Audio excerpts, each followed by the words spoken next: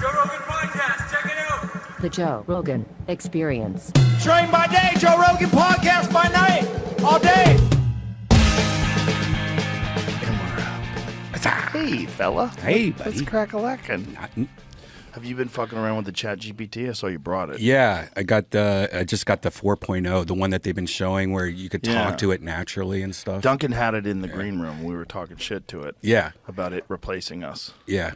It's pretty crazy, you know? It's weird how AI came out of nowhere and then we're like, how long has this been, being worked on? And then now it's like everywhere. Like my vacuum cleaner has AI now. It's crazy. What does it do?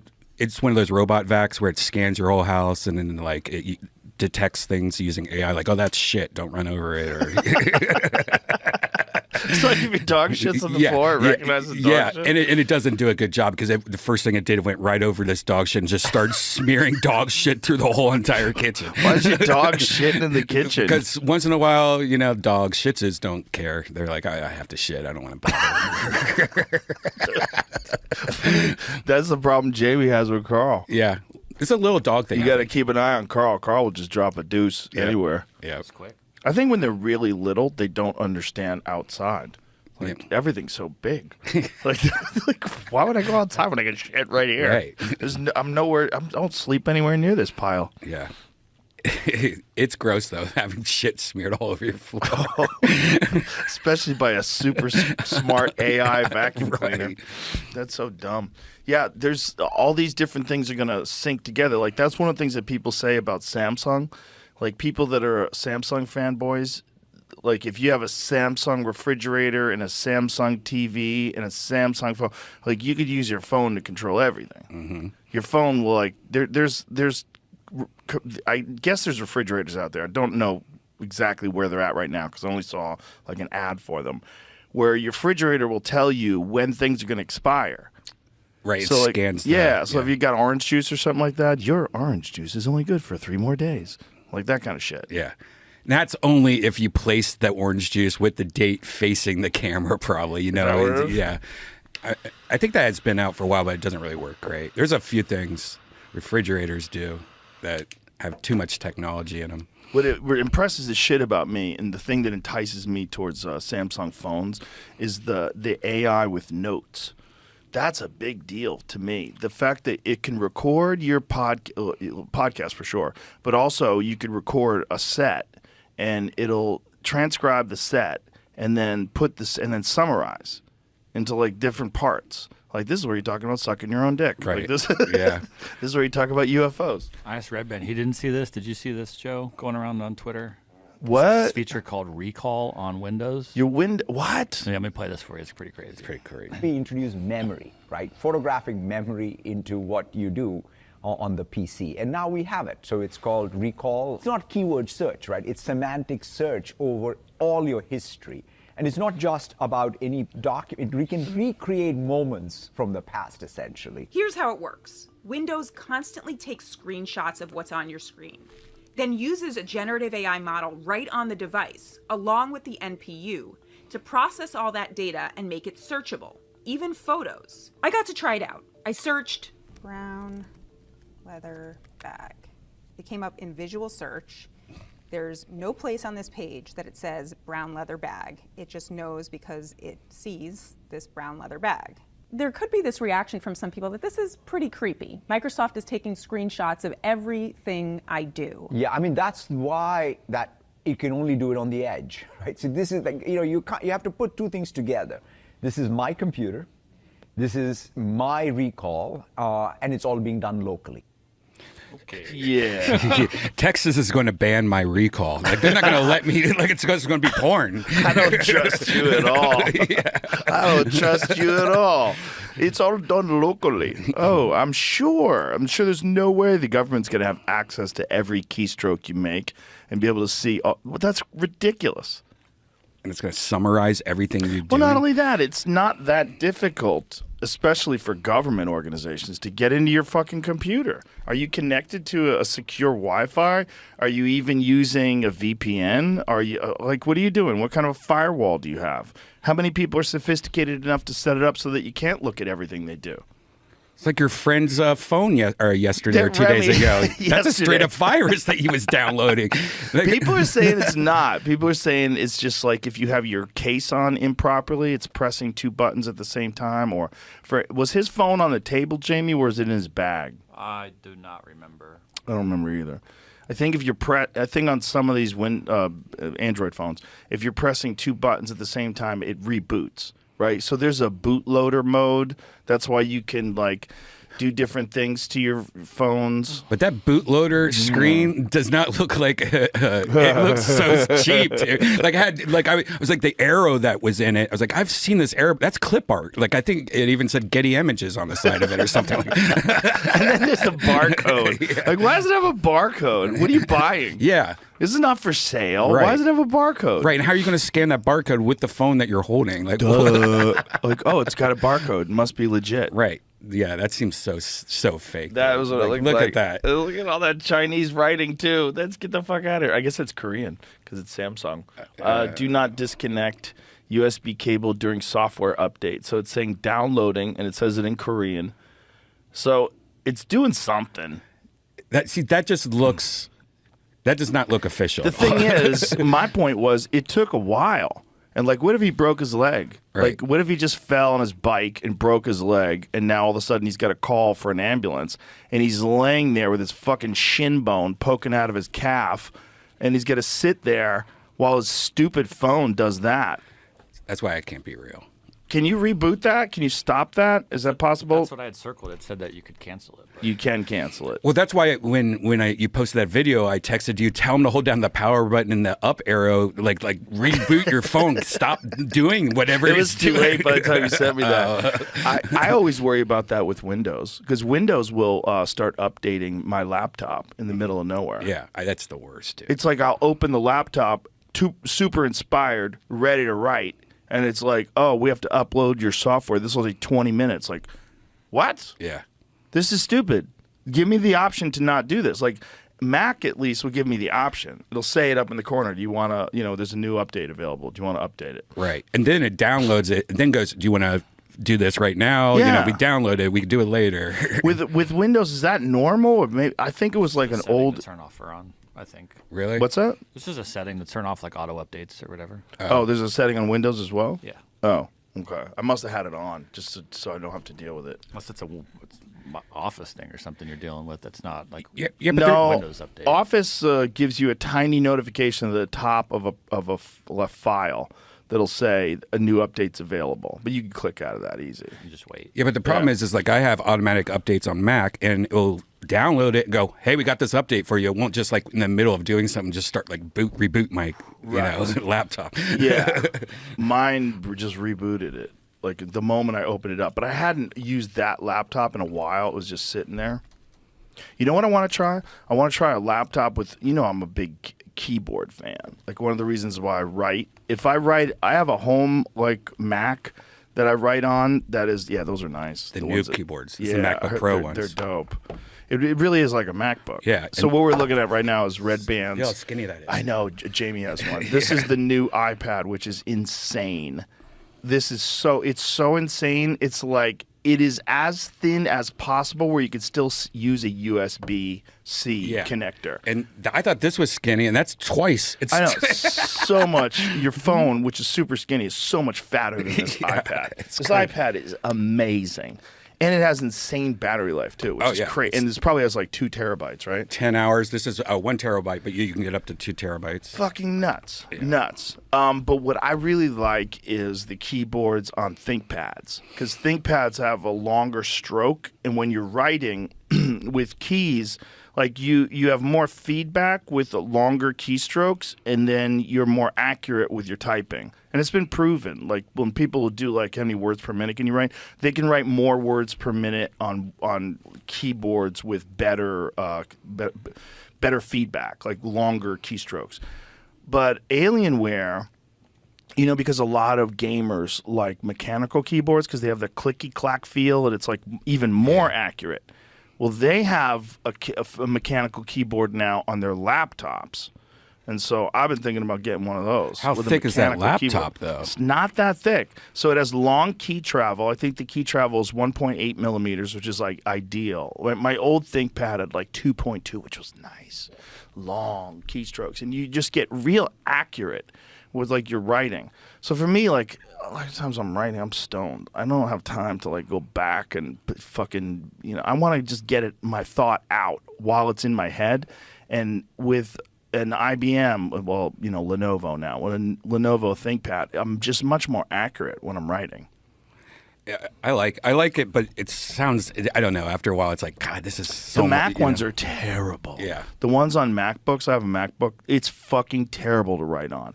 It's really short keystrokes. It's a really like flat key. It's just not good to write on. You can do it. It's definitely better than like writing by hand, right? You can. I type on it all the time. I do write on it all the time. But it's just when you go over to that ThinkPad, you're like, oh, this is what it's supposed to feel like. Or at home, I have like an ergonomic keyboard that I use on my Mac, and that is like the best. It's like real easy. I'm really accurate. I don't even have to think. I can just write and look at the screen, and I just get it right all the time. Why don't you use voice though? It's so accurate now. I don't want to be talking in my house about some of the things I write. Right. And some of the things I write, I like writing because the thing about writing is, like, say if I'm writing, fucking artificial intelligence. As I'm writing artificial intelligence, it takes longer to write it than it does to think the word. So you're spending more time on each, instead of just barfing out words like I do when I talk, or sometimes I don't even know what the fuck I'm saying while I'm saying it. When I'm writing and typing, it takes a little longer, so it makes me think a little more, and I have more possibilities open up about where to go with things. So it actually benefits me to slow me down a little, but I still want it to be accurate. I don't want it to be so slow that I'm fucking with every key. I don't want that. I want accuracy, but a little slower than talking for writing. Yeah, my problem is like I'll just start writing like an idea or a joke or whatever, and then halfway through I'll look up and I'm like, I fucked up some word, or I auto corrected something, and it makes everything not make sense. And I've had it like, fuck, like I wrote this all down, and now I don't understand any of it. Like just one word spell checked. Like, yeah, that's true. Well, notes are the best for that. Yeah, audio for notes. And the thing about the phone is you can do it like while you're in the car. You can press, like if you have Apple CarPlay, you press it on the screen and say, make a voice note. And then you could just make a note. Or just make a note, rather. And it'll make a note for you and leave it in there. It's great. So there's many times that I've, like, at the end of the night, I've done that, and then I go back over it. So what I do is I have, like, a whole folder that's just ideas. So I got this folder. Yeah. These are just ideas. Yeah, I'd have to And say. some of them, a lot of them have become bits, and some of them I'm just like, maybe one day I'll have something. And so when I write, I go back, same thing. I go back and I look at those, and I'll see if something comes into my head. I'll say, like, because when you start writing, you're just staring at that blank screen, like, what am I writing about? And then I'll just go into the phone and I'll say, what do you got for me? What have I been thinking about? Borders. Open borders. Okay. Here. Okay. What would it be like if there was no borders? How would that suck? What would it be like if there was more borders? Would that suck? And then I'll just start writing. Wouldn't it be cool to take all our notes, put in an AI, and like combine this into a one story, like a 20-page story? Right, that would be like the perfect new 1 hour set. Yeah. The thing about AI though is like you're gonna. I've never used AI like GPT to write a joke, but I know people are doing that now. And my thought is, I wouldn't feel as good about it when it was done. Like, I don't want it just to be good. I want it to be good, and I want it to have come from my head. You know what I'm saying? It's not. That's the one thing. It's not there yet. It can't write a good joke. Like all this like shit where he's like Louis C.K. or not Louis C.K. but George Carlin and stuff. That's somebody writing that and just doing it in that George Carlin voice. Yeah, right, yeah. So it's because not good at writing the jokes. I like to I've experimented like trying to find like a tag for like a joke already. Like this is the scenario, and it's still like dad jokes and laffy taffy bullshit. Like a cow walks into a bar. bar. What I think it would be though, so like you know how like a lot of really good comics hire writers, and generally the writers aren't even as good a comic as them. But like, with the way Chris Rock does it, Chris, I haven't talked to him personally. I've heard him talk about it, and I've talked to people who work with him.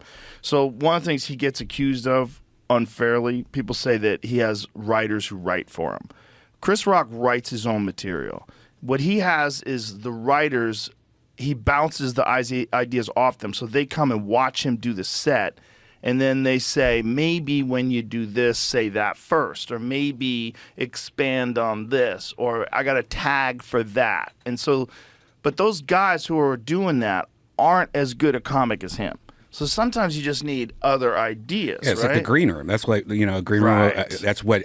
That joke, you should have had this, or that happens. So the green room is amazing Yeah. for that. There's so many times in the green room that we're all trying to work out a bit, and then like Tony will chime in or Brian will chime in, like, that's it, and then you figure it out. I mean, we rewrote David Lucas's entire fucking act in that green room. But it's that's one thing. So like if ChatGPT just gave you like ideas, I just need like a framework sometimes. I feel like each subject is just a scaffolding. So I get the scaffolding. Now once I have the scaffolding, I have to build a house.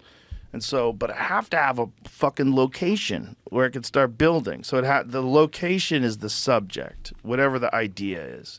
And then I start building. That's how I do it. Mm-hmm.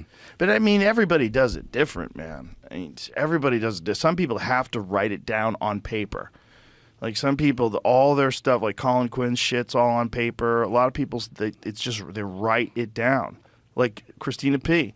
She has this notebook she brings with her, and you look at the note, it's filled with ideas. It's just all written. She goes, I have to write it down on paper. Mark Norman, like his back pocket's like a turtle, of how many. Insane. He's the most insane. Yeah. Because he has a phone. Hilarious. He has a phone. He knows there's notes in the phone. You don't have to have that. You have both things when you can only have one thing. Like, this is so unnecessary. He's so silly. And he's just sitting on it like a second wallet, just breaking his back every night. Totally gonna fuck his back up. Yeah. Like one of them cab drivers that has a bum back because like you have a fucking wallet that's 2 feet thick on one side of your ass. Yeah. If he just took those notes and transcribed them into the notes on his phone, then he would have it. He's always worried about losing them, but this way you would never lose them because they would be in the cloud. Just take a picture. It's over. Yeah, you could take a picture. Will transcribe it. He's done. Exactly. Throw it away. It's right. over. 10 seconds. And with a lot of these things, like that's the other thing about Samsung, you can write with the stylus on the screen, and then it would convert that into print. You could do that on the iPad too. Really? Yeah, it's great. With the pen, Yeah. the iPad with the pen. Yeah. Why don't they make that for the iPhone? You fucks. The pen? They can't admit that Samsung was right. Yeah, I think they have apps, or there's a way to do it in the Note app, maybe on the phone, like where you just use your finger, and just do. Yeah, but I want the pen. Yeah, it is silly. Or it's also silly, like the new pen that just came out. You can't use it on last year's model, and like, that's dirty. It's like they do all this Apple dirty gets shit, dirty. dude. They get so dirty. It's They're so dirty. bad. They're so dirty with their USB-C cables. Oh yeah, I'm glad now that it's just Yeah, it's nice, but meanwhile, I have AirPods, and they all charge with regular lightning. Well, the new version has. Yeah, they have a new version. Oh, I got to get a new version. Yeah, you can buy just the they case. Just never let you go, and their shit is just good enough so that you keep going down that path. Yeah. Apple Vision Pro is very depressing, by the way. Is it? Yeah. You done? I think like a lot of people. You are so in. I'm so in, and it's still amazing. But then there's just nothing you can do. Like watching 3D movies, it's the best experience you'll ever have, even better than a movie theater. Really? Sitting there watching Avatar, like it's a big IMAX in your bedroom. It doesn't bother you that the thing's over your face? No, I of course I use it more, but it's so comfortable. How much EMF radiation are you getting? Oh, that's why my eyes are so bad. Like my eyes are getting worse every day. Like it's crazy. You're cooking your brain, son. And it fucks your dreams up, and it kind of fucks your brain up a little because I think your brain starts thinking that's real. So when you're like dreaming and shit, I don't know. Like was it you that there was this fighter pilot, and he's just like he's like one of the top fighter pilots for the Air Force or something like that, and. I asked him if he's ever done like any of the VR flight simulations. He's like, I can't. It will throw off my inner timing and stuff like that because it will fuck with his inner timing. And I'm like, I never thought about that. For a real jet. Yeah. And I'm like, whoa. I mean, what does it do to normal people? Those guys are all on the way out. They're all on the way out. When Mike Baker was in here, he was showing us how they have AI fighter jets now that out dogfight like actual piloted fighter jets 100% of the time. Yeah. They always win. It's like Sky Teslas. It's over. It's over. It's over. They're gonna. Yeah, it's so smart. Yeah, you got no chance. They're just too smart. They're too smart. No matter how clever you think you are, you think you're Maverick. Maverick's dead. Okay. Fucking Zero just killed Maverick, and Zero kills everybody because Zero isn't a human, and Zero doesn't get nervous, and Zero doesn't make mistakes, and Zero has all the data of every single dogfight and every single dogfight training mission that's ever been done ever in its database with the exact correct timing on when to launch missiles and where to be and where to avoid, and you're fucked. We're fucked. We're all fucked because then everybody's going to have the same thing and it's just going to be nonstop fight. We might be the only people that aren't fucked. Right. Because we talk shit.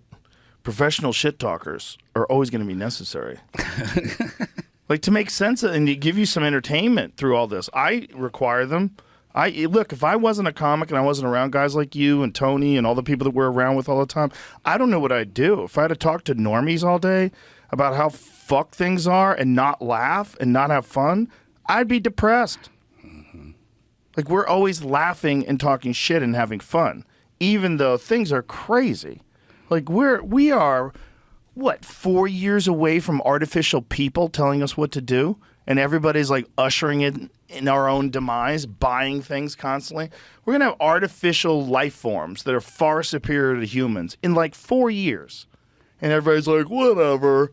What do you think about Drake and Kendrick? I'm on Team Kendrick. Of course, everyone is. Everyone seems to be on Team Kendrick. Yeah. Drake slings too much dick. People are a little upset about him. He's a little too handsome. Yeah, but all the podcasts that every single comedian's ever done is going to be fed into AI, and they're going to be the shit talkers. You know, I honestly don't know anything about the Drake and Kendrick beef. Every time people talk to me about it, my eyes glaze over. I just can't pay attention. I can't pay attention to grown men beefing with each other publicly. It's just like sexual tension between those two. That's all it is. My feeling is always like, damn, you guys busted out 8 songs that are bangers, shitting on each other. You could have been just writing amazing rap songs, like elevating human beings, elevating life. You know, and once you write one diss song about somebody, come on, is that enough? And then they have to go back and forth and back and forth. Like, come on. I don't even like listening to old school ones. You know, like that's why I fucked your bitch. You know, like you go back and listen to Tupac and Biggie. Like I love Tupac and I love Biggie. Like how come I have to choose? How come? How come there's a fight? What's going on? Those songs have become so popular. Yeah, not as much as California Love. There's songs that you hear and they make you excited. You know, like there's like California Love. Like I remember when Uriah Faber was fighting in the UFC, the California Kid, he would always come out to California Love. And the moment you hear it, you're like, woo! That's one of those songs, man. You don't get that from diss tracks. Yeah, you do. That came because of the East Coast West Coast beef. This guy. That's how it came. That's where California Love came? They probably would never have even taken the time to write it if they weren't talking shit back then. They may have. Maybe. But Tupac wrote a lot. Tupac wrote so much that they were releasing albums long after he was dead. Remember? He did. So he was just a machine. Like that dude was just a creative machine. He would just lock himself in the studio and just make songs. Remember the Eazy-E and Ice Cube beef? That was my favorite. That was a good one. Like talking about fucking him in the ass with no Vaseline and shit like that. They had whole albums back. You don't want to get in a diss war with Ice Cube. He's too clever. He's awesome. He's too clever. He's too clever with his writing. You know, Ice Cube wrote most of the songs for NWA. Mm-hmm. Ice Cube's a very good writer. You know, like there's like a lot of times in rap bands, there's like the one dude who writes everything. You know, like in Ghetto Boys, it was Willie D. Like we played "Fuck a War," which is like one of my all-time favorite rap songs, Bushwick Bill, and Willie D texted me and goes, "I wrote that in 45 minutes." There's some dudes that are just really good at writing. They're just really good at writing bangers. And that's with comedy too. Like Tony's that guy. Like Tony is really good at writing jokes. Like his ability to especially joke shitting on people.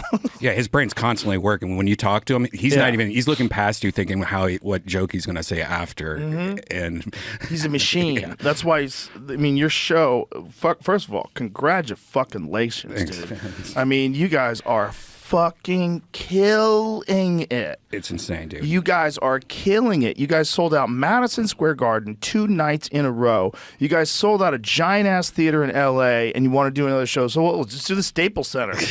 What? You sell that out like that. It's bananas. You guys are printing money. It's ridiculous. And it's the best fucking comedy show in the world. It's the best show because, you guys, first of all, you guys have been doing it now for 11 years almost, right? When it'll be 11? December? June, I think. June? Yeah. So it's almost 11 years. So you've been doing it all these times. It's polished. You guys are synced up. Everybody knows their position. The band is great. The audience is super aware of how the show works. They're not confused, what's going on? How come he has a minute? And everybody knows how it works. And it's just polished. And then you got Tony, who's just locked in.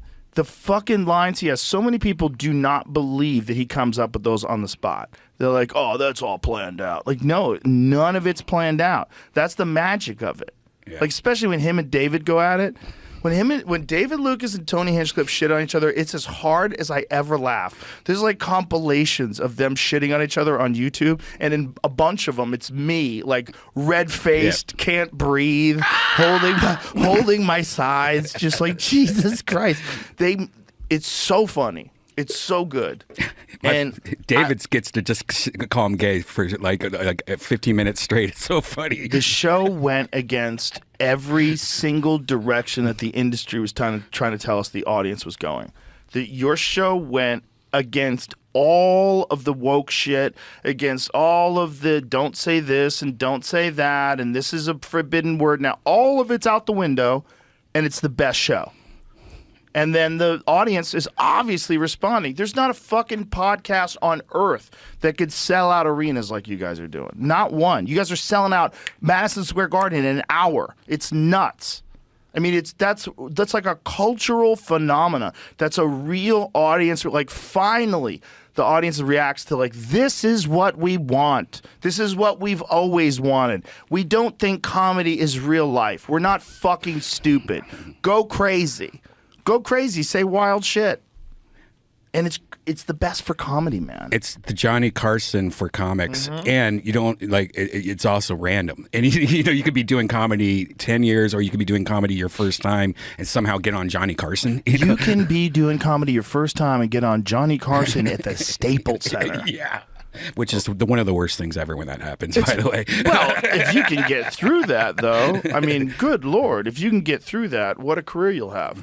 You'll be able to tell people the first time he was ever on stage was in front of 20,000 people. And now here he is headlining the Comedy Works in Denver. That's an amazing thing. That's what Janice did her third time on stage in front at the arena here on New Year's Eve. Nuts. That is so nuts. Third time on stage. That is bananas. That kind of pressure is bananas. And then after that, I asked her to marry me. She's already oh, what the fuck? Oh, that's cute. That's adorable. Yeah, you guys are killing it, man. It's awesome to see. Somebody sent me a clip of an old JRE. It was the week we started that Kill Tony, and you're like, what's this new show you're doing or something like that? And I go, oh, it's me and this guy named Tony Hinchcliffe. You know Tony, right? Oh, I think so. I don't know. Wow. That's crazy. That's crazy. Yeah. I mean, we've been working so hard at it. You know, we always thought, it's going to become big, but not this big. Not having like Post Malone and RFK on the same show. And shit. Like, what the hell is going on? You remember here? the time I tricked Post Malone? He had no idea he was going on stage. Oh, yeah, you've done that a few times. You did it with Tucker Carlson. Tucker Carlson. Yeah. It's just be known if you're a famous person and we're hanging out and it's Monday. Oh, let's go through this curtain real quick. What the hell? I might drag you out onto the internet. But listen, Tucker Carlson handled it like a champ. He was great. Tucker's hilarious, man. He was so smooth and so relaxed and so genuinely happy and fun. People don't understand him, or they don't know who he is, or they just want to demonize him as this evil right-wing person. He's a sweetheart of a guy. And I'm saying that as someone who spent hours with him. He's a very nice guy. He's nice to everybody. He's nice. He's odd. He's odd. He's an funny odd laugh. guy. And he was also working in the belly of the beast for like how many years? He was on CNN, and then he goes from CNN to Fox, and now he's a wild boy. Now he's online. He's just wild. Interviewing that guy who says he sucked Obama's dick like that. What are you doing? I forgot to ask him about that. Remember when William was it William or Cam just brought that up? Yeah, William brought up, did that guy really suck Obama's dick? What a nightmare. What a nightmare. Tucker! William's so fucking funny. And his brother now works at the mothership, and it's like the coolest thing ever. Yeah, it's amazing. William is so funny, and he's so confident now. And look, I mean, when we first met that guy, he was awkward but kind of funny, but he had to have those goddamn notes. And how many times did we have conversations with him in the green room? Oh, like millions. Millions. Yeah. Like, dude, you got to dish those notes. Because when he would do Kill Tony, when he would engage with the audience, I go, when you stare at the audience, start talking to them, I go, it makes me nervous. Like, as a friend of yours, you're so wild that, like, I'm in the audience, like, this guy's crazy. Like, that's better than staring at your notes, man. Engage them. Look at them. You can remember your jokes. And he just had to, like, be convinced that he can. Now he's doing an hour on stage with no notes, and killing, headlining, selling out everywhere. Dude, the Black Keys specifically wanted to see him when he was in town. So I had William come up and do the show. I called him. I go, like, dude, the Black Keys want to meet you. Those guys are, by the way, the coolest guys. The best. They're the best. Amazing. They're the best. And so is everyone around them. Yeah. We went to see them at their show at Stubbs and hung out with them. And everyone, right? Mm-hmm. So cool. Yeah, and there's William. Like, they were so... Yeah, I love William. They're just giant William fans. They were so pumped to hang out with him. It's funny hearing that, like, hearing people, that story Tony told you last night about that guy that's a huge Casey Rocket fan. Amazing. Yeah, amazing. CEO of a big company. Yeah, CEO of a huge company, and he's doing a Casey Rocket impression of Crab Walk. Like, that is insane. Didn't Drake also say something? Drake like that? watches every week, I guess. It's crazy. Oh, I mean, Team Drake. When you guys had Sugar Sean O'Malley, the UFC bantamweight champion, revealing the winner of like one of the battles, like this is incredible, man. You had Jelly Roll singing in front of arenas for you guys. Like, the whole thing is so nuts, man. And I don't think Post Malone even knew what he was getting into the first time he did it, right? Yeah. He didn't know what it was. No. I don't think he knew it. Did he know? No, I don't think. I think I had to explain to him, and then I said, "Let's go to the club." And then, and then I just fucking opened the curtains. We all went out together. In LA, when I was in LA for the Kill Tonys, I hung out with Post, I think like 3 nights in a row till like 5 a.m, just drinking. Like, that dude doesn't get drunk. He just keeps on going. He's a Bud Light guy. Yeah, that's true. Those Bud Light guys Bud are Light dangerous. guys. Those are like Shane Gillis guys. Yeah.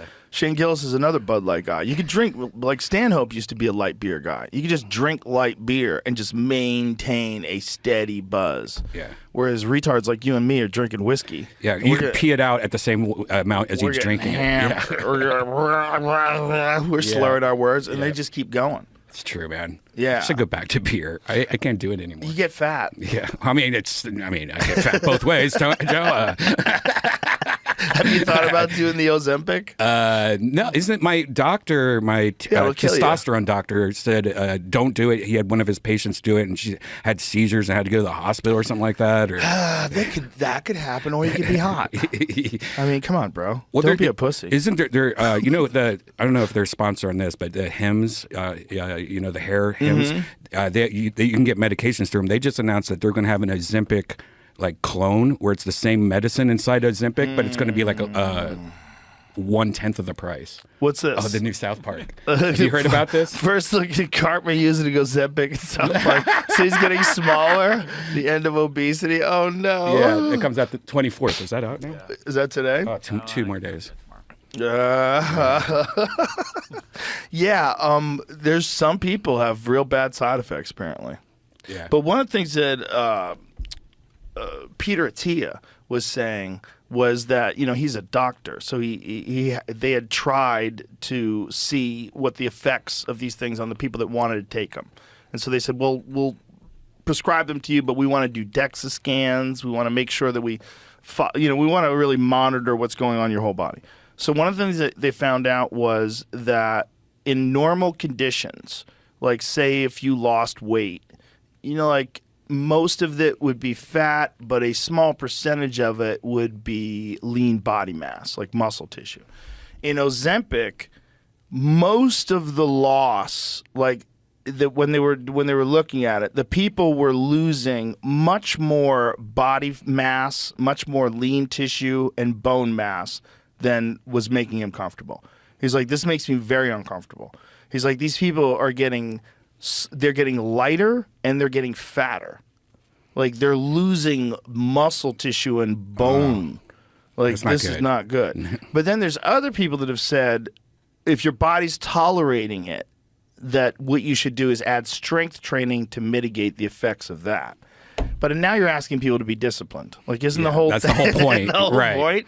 I mean, how many people who are going to take Ozempic are like disciplined weight trainers, where they're going to really mitigate the effects of bone loss and muscle loss, and they're going to stay strong while they lose fat, while you're paralyzing their stomach with a drug that I would just imagine probably has an effect on your energy levels, just by virtue of the fact that your body is dealing with whatever it has to do to metabolize this new drug you're injecting into your body, right? So if you're injecting this drug in your body, does it have a positive effect? Does it give you more energy, or it's killing your appetite, right? That's part of what it does. It's kind of like, what is the actual physical effect? It has some sort of a paralysis effect on your stomach on some people. Like, what does it do? Let's find out what because we're so stupid.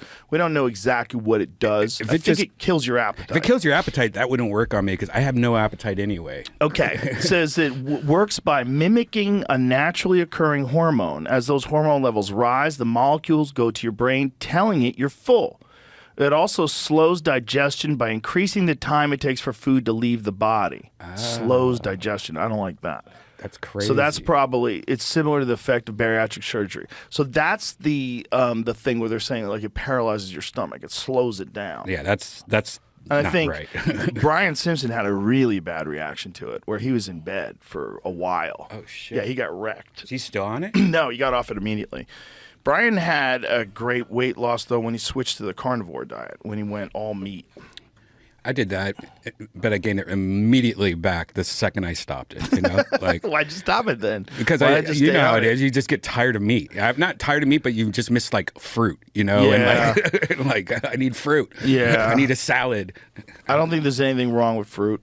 I think fruit's fine for you. Right. I've lost like over 30 pounds in a year though, just being on testosterone, not doing anything different. Really? Yeah. It's just like why don't you work out a little bit? I do now that I live downtown half the time because I'm walking everywhere. You just walk? Yeah, it's great. Just hire a trainer. You got cash.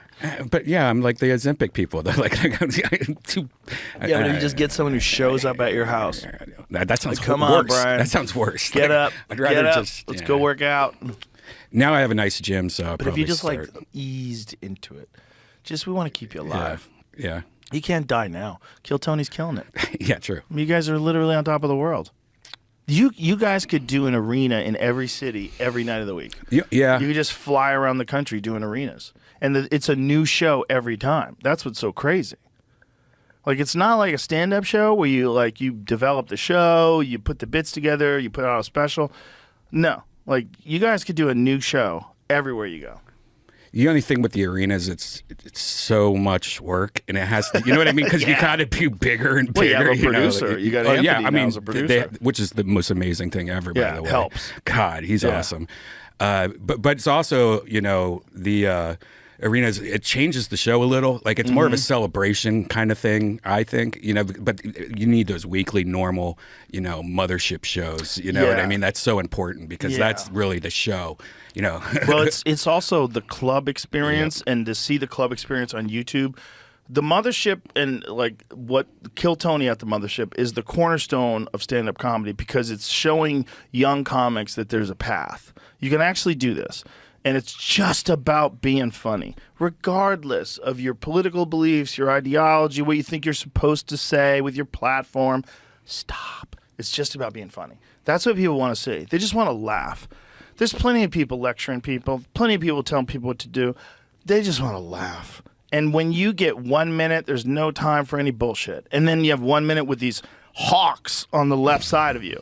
Just hawks. Just vicious professional comedians all waiting to shit on your act or say something funny at your expense. And then the audience, they get to see, William Montgomery kill, Cam kill, Hans kill. These people are killing. And so the audience is primed. It's like, if you can do that, if you can actually get through that and make that minute and have everybody go, that was really great. And the audience gives you a round of applause like, holy shit, you're flying. And then the audience wants to see you try it again. And now you're out in the open mics every night and you're banging it out because you think, oh my God, I think there's a real pathway to a career here. And then you do a second show. And next thing you know, you got a golden ticket. Holy shit. Next thing you know, you're Hans Kim. It's insane. You're opening up for me in arenas. We're traveling around all over the fucking world. You're doing stand-up now to your own sold-out audiences and weekends in these clubs. It's incredible. Hans Kim is killing it. Killing it. Every weekend he's somewhere near selling 5 out. He might be one of the most popular comedians like in the circuit right now. And he keeps getting better. He did a set the other night, last week at the mothership, did 2 nights. And he fucking murdered and all this new shit. I was like, dude, that's great stuff. It was really well written, really funny. Have you seen his process? It's insane. He has like spreadsheets in Excel and stuff like that. It's crazy. Yeah, he gets nutty. He's on the plane nerding out on his on all his material. But that's how to do it, man. That's how to do it. But the thing is, like, these comics now, they see there's a genuine path and it exists. And so it sets the tone for open mics and for stand-ups. Because they realize, like, hey, it's not about your fucking ideologies. It's just about being funny. Too many people got trapped in this clapter mode where you want to say something, you're going to use something. You use your act for social justice. Like, be funny. Yeah. Be funny. You have to be funny. That's the thing. Now, if you have a point and you have something you want to say and it's funny and you know how to work it and make it funny, great. But it's got to be funny. And so many people, they started off with like this idea of like taking this, I'm going to take this sneaky shortcut and just say a bunch of shit that, kind, rational people will agree with, whether it's about the vaccine, support the science, or whether it's about Trump being a dictator. Like, they'll say things just to get that clap, just to get that thing. And then they'll throw a few half-assed jokes in with it when they're already riding on the wave of being correct and on the right side of things. Like, right, everybody? And it's all just like you're avoiding being funny. You're avoiding it. And some of these people that we're seeing doing this, like, you're so fucked in the head. You shouldn't be giving out advice on anything. You're such a crazy person. And then you're on stage, like, lecturing the country on how to think and behave. You're out of your fucking mind. Like, you need to be in the jungle doing ayahuasca for like a month. Like, shut the fuck up, stupid. You miserable cunt. But meanwhile, you're like telling people how to behave and live their life. It's bananas. It's bananas. I saw Shane Gillis the other day. He's so. I love how he's funny but silly and goofy. Like he's so fun to watch. Yeah. You know, and then some of these comedians like that you're talking about are so like it's a different kind of comedy. I like being like Fun. Having a fun time. Let's have fun. There's somewhere along the line, people who wanted people to think they were smart thought that you couldn't be having fun if you were smart, which is weird. It's so weird. It's just an insecurity thing. It's so weird to think you can't be silly and be smart. Because Shane is very smart. And if you underestimate him because you think that he's like a big oaf, you know, Shane is very fucking smart. He reads. He reads a lot, and he knows a lot about history. And when people say stupid shit, he'll go, nope, that's not what happened. And then he'll start rattling off, like, well, Eastern Europe at the time. Like, and like everyone's like, oh, they forgot he's smart. You forget he went to West Point. Like, he's a smart fella. Just big, silly, jolly guy, and people underestimate them, you know? And Matt McCusker. Oh, very smart. Yeah, both of those guys. Cool as shit, too. Yeah, I love so those guys. nice that they're here. It's so cool. That's such a nice bonus. The whole Philly crew, those Yeah. guys are great. Tommy, those guys are great. Yeah. Yeah. Lemaire's here now. Yep. Joey Diaz has been hanging out lately, which is so great to see Joey. Oh my God, Joey's getting a real estate agent. Yeah, that's fucking awesome. Yeah, he's gonna get a spot out here. It's once he got here, he's like, "This is what I've been missing, dog. This is what I've been missing. This is what I told you, Joey. I know you don't want to totally listen to me. He doesn't want to listen. Right. You know, I tell him, Joey, you really shouldn't be out there by yourself in New Jersey. Yeah, you're in Jersey. Yeah, that's why you got out of there in the first place. Jersey's not bad, but Right. it's not right for comedy. Where he lives is great. Great neighborhood, great area, food's amazing, fantastic. Everybody loves him. He's like the king of New Jersey. Yeah. It's a great place to live and exist. No wrong with that. But we live by our tribe. We exist in tribes. And we have a tribe of comedians. And we had it in Los Angeles, and I think we underestimated how important it was when we left. And one of the first things that I realized when we started doing shows out here, when we first started doing the Vulcan, was like, yeah, you need a place where everybody goes. And this is a kind of a weird one because everybody only goes while this show is on. And the green room setup is goofy. You got to go upstairs. There's a lot of weirdness to it. This is not ideal. But comedians need a place. Like, otherwise you're on your own. You're just out there alone by yourself, and then you call and you want to open up for me this weekend, and you go see that. And the only time you're around comics is when you're working with them on the road. Yeah. Weird. Right. It's not good for you. We're too strange. Our sensibilities and what what's normal to us is too strange. And if you're around just like boring ass people, Norms, especially norms that aren't interesting, you Right. can't pick them. You can't pick your neighbors. Like, I have great neighbors, but I didn't pick them. I didn't have a fucking audition to see who could be my neighbor. Right. Like, but your friends, like, you pick your friends. And when your friends are comics, like we are so spoiled. We have just an abundance of fun. Yeah. It's So spoiled. So spoiled. So spoiled. It's Whenever Ron White does the road, he always comes back, I'm so fucking spoiled. He goes, I hated every minute of being in that green room. God, I love Ron. Well, he's the leader of the pack. He was the first reason I had considered Austin, and this was actually before the pandemic. I always loved it here, and On It was always here, so I was always visiting here. But when he was, I guess 2018, when he decided to get a place here, it was like, it's the center of the country. I could travel there from anywhere. My son's here. I fucking love it. It's beautiful, great food, nice people. I'm like, damn, can I live in Texas? Can I live in Austin? I'm like, that doesn't make any sense. I'm like, they have one club. It was like Cap City was on the way out.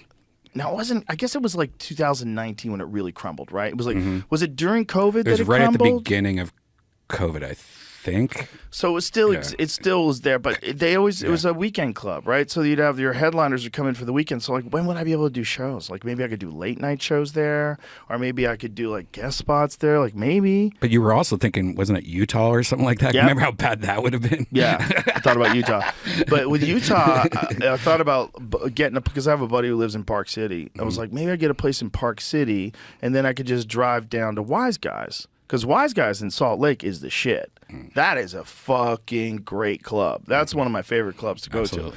And Salt Lake people are fun, man. They're fun. Like, people think, oh, the Mormons. Like, no, it's the people that aren't the Mormons that want to go out. Right. Biggest And then whores, too. And then the Mormons. I mean, just ass sex everywhere for those girls. Is that what the Mormons do? Yeah. I didn't Doesn't know. count. So when you're out in a place like that, if you're a comic, you got to make, there's got to be a consideration, like, where could I go up? Like, Montana was like, there's no place. Right. I got nothing. It's like, apparently there's a little bit of a comedy scene in Bozeman now that might have started up like around the pandemic or slightly before the pandemic. Can you imagine if you still lived in Denver, how liberal you would be? Yeah, You'd be change. huh? I would you're crazy. I would resist it. That's hilarious. You think I would just give into that nonsense? Yeah, you'd be like a hippie and shit No. like that. Like, No, the hippies were already annoying me. I was only there for 4 months. I know, you got the fuck out of there quick. I was living next to an ashram, and I went to visit the lady in the ashram, and I was talking to her, and she was spraying bug spray on ants. And I was like, yo. So her and I had like this bizarre philosophical conversation. I go, but you are a Buddhist, and you believe in the sanctity of life, and that all things are living things are important. You just killed thousands of them casually in front of me. Like, she just fucking casually in front of me raided these ants. And I was like, this is kind of crazy. This is kind of a crazy thing to do you just did. Yeah. Not only that, you did it, you're poisoning yourself. Like, that shit's like super toxic. Even if you can smell it, you're breathing it in. If you can breathe it in, it's bad for you. Like, it's killing those ants instantly. What's it doing to you? You're just bigger than an ant. If it was at the same dose, you get the same dose of raid that an ant gets. I mean, I don't know how it kills ants, but I gotta imagine it's not sophisticated. Right. It's not like some genetic alteration that stops their heart from beating. Probably poison, like horrible, horrible poison. I used to like the smell of Raid when I was a kid. It's great. I love that smell. I love that smell and markers. Yeah. Do you know anything about this? I don't know if we've ever talked about this, speaking in the kind of same line, about gas stoves being poisonous for you. Terrible for you. Lower your IQ. Yeah. What the fuck, dude? What the fuck, the dude? The latest reports are like scary. Like, Not only that, but when I was a kid, I remember like you walk by the stove and you could smell it. oh yeah. And they're like, oh, the pilot light must be out. Like, oh, what? Is there just fucking gas floating around this apartment? Right. Yeah. That probably lowered our IQs. You know another thing that lowered our IQs? Lead from gasoline. When they had leaded gasoline. Oh, that's right. Yeah. Leaded. That's right. Yeah. Lead from gasoline lowered IQs by a measurable amount. Whoa. Kids who lived in homes with gas stoves experienced levels of nitrogen dioxide triple to those who came from homes with electric stoves. Kids from homes with gas stoves fared marginally worse on cognitive tasks. Again, a point or two out of a 100-point scale. So it made them a little dumber. It would probably affect their health, which would also make you a little dumber if you're tired. I think the latest study said it's like breathing in the highway, like fumes in your house. Oh, God. About the same level. Like if you just worked on a highway every day. Yeah, how many people have ever gone through their fucking house with like an air scanner? Yeah. I've never done that. No. But I have a lot of those things that clean the air. I have like huge industrial ones all around. Oh, that's my house. good. Yeah. That'll help you. That'll help you a little bit, but I don't know if that'll help you from gas stoves. No, I don't think that works with that, right? So the gas stoves is one thing, but the leaded gasoline thing is a crazy one. Yeah. Because they put lead in gasoline, so I guess it stops the engine from pinging. I'm a moron, even though I love cars. I don't really exactly know like what happened with lead and unleaded, but they had leaded gasoline forever. Like when I was a kid, when I had muscle cars, you had to get leaded gasoline to make the muscle car run good. Like unleaded gasoline, it would run like shit. And so we all had, like, I don't even know when they came out with unleaded gasoline, but I remember for sure when I was younger, there was options. You get leaded or unleaded. Like 82 probably. And when you always, everybody wanted leaded, but when you were driving around, that shit from those pipes, all that exhaust, all the burning of that leaded gasoline, literally poisoned the ground. 70s. Unleaded gasoline was introduced in the 1970s when health problems from lead became apparent. In the United States, leaded gasoline for use on non-road vehicles was completely phased out as January 1st, 1996. Most other countries have also stopped using leaded gasoline.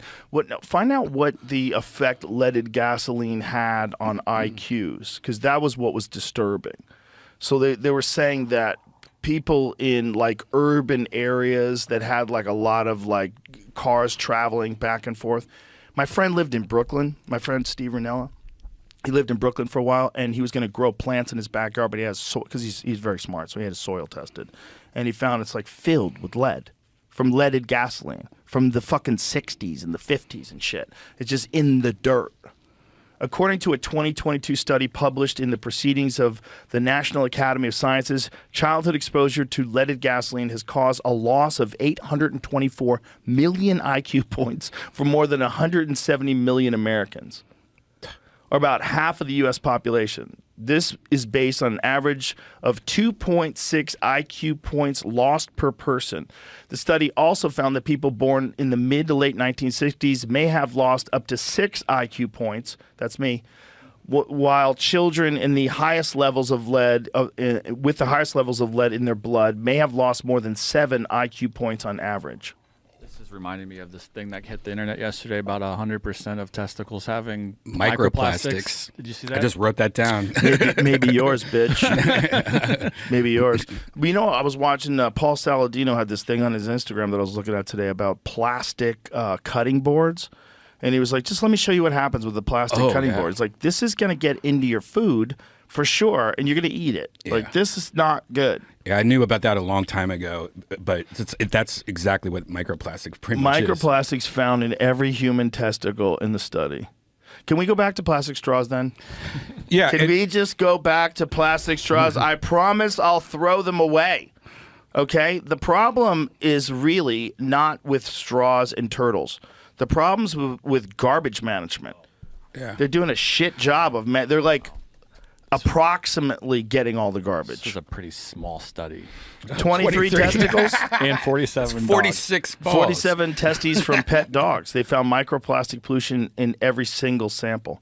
So it's probably in everything. I mean, it's probably in everything. Even though that's a small sample, you got to think of like how much plastic is being used. What's it even mean? Like, are we stronger? Maybe just to put us in the microwave or something. No, it's an endocrine disruptor. The problem is it's measurable decrease in testosterone with males, measurable decrease in fertility with women, a lot more miscarriages, and it's all correlates directly with microplastics. It directly with when you're microwaving food with saran wrap on it in a plastic container, and there's like little chips of plastic that come when you open up packages. And you know, there was an estimate, and we were trying to figure out exactly whether or not it was accurate, but that every week you eat 1 credit card of plastic, which is insane. Insane. Human testicles had a plastic concentration almost 3 times higher than that found in the dogs. Of course, because like we're not just eating dog food that comes out of a can or a bowl. We're constantly eating food that comes from plastic. 330 micrograms per gram of tissue compared to 123 micrograms. Polyethylene used in plastic bags and bottles was the most common microplastic found, followed by PVC. So shit from pipes. So the pipes where you're drinking your water. And then polyethylene, which is used in plastic bottles, which is what everyone's drinking out of. And you drink out of when they've been sitting. How long did they sit on the dock before they got to the delivery truck? Like when you buy like bargain water, if you're buying bargain plastic bottled water, is there a chain of custody where they can show at every step of the way it was in a controlled environment where it wouldn't be heated up, where the plastic from the bottle would leach into your water and give you like this toxic stew that's killing your nuts? Because that's what it does. Yeah. It kills your nuts. It makes your taint shrink. That's not a bad thing. It is good. You don't want your asshole closer to your balls? I want to. No. There's a certain manageable distance, and nature's already figured that out. That's exactly what it is. This lady from, she's from Harvard, right? Shanna Swan? She was on the podcast. She explained it to us that with mammals, when you look at their taints, the length of the taint is, you can tell if it's a male or a female, even if it's like a gerbil, because the male taints are 50 to 100% larger. But since the introduction of plastics, the taints are shrinking on men, and the balls and the dicks are shrinking too. So we're becoming genderless through plastic.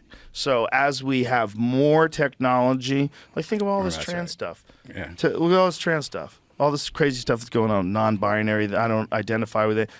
With this feminizing of American men, demonizing of masculinity. What is that? Well, it's maybe AI and technology changing the organism to better suit its goal. Its goal is taking over. What better way than eliminate all sexual breeding, eliminate biological human beings completely, just slowly make them into this genderless mess that can't reproduce anymore and has to adopt artificial intelligence for the future of the species. Fucked up.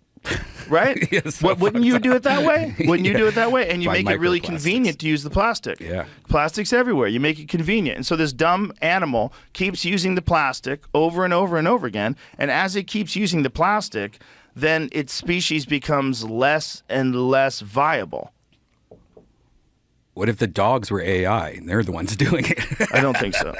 Yeah, what temperature this happens at? And I'm just starting to think like, we 140 degrees? don't bring plastic water bottles into the sauna. Oh, yeah, Because definitely. you're just like, you're creating more. Yeah. Oh, yeah, definitely. If you're doing it in a sauna. Which Especially at temperatures higher than above 140. Yeah. Bottled water companies follow safety standards to minimize risk. Sure they do. Yeah, I was just. Sure they do. What are your safety standards, This bitch? is 158. Other thing said 200. Mm. There was a test I was just looking at that at room temperature there wasn't a lot of activity they found, but as soon as they put it up to 50 degrees Celsius, they started testing all sorts of stuff for showing up. What is 50 degrees Celsius in, that's pretty hot. I don't know. It's like 180 or something like that. 100 would be 212 100 is 212? boiling point. 50 degrees is 122. Yeah, the boiling point of Celsius is 100 and Fahrenheit's 212. So at 122, they start measuring chemicals leaching. And that's not even that. It could be That could be outside so, here. and that's so easy. Yeah, you leave Especially, like, what if this bottle of water is coming from another country and it's on a boat across the fucking ocean the entire time, just cooking? You leave your bottle in your car in Yeah. the sun, and then you come back and drink it. Yeah, that stuff is just cooking. Yeah. It's cooking.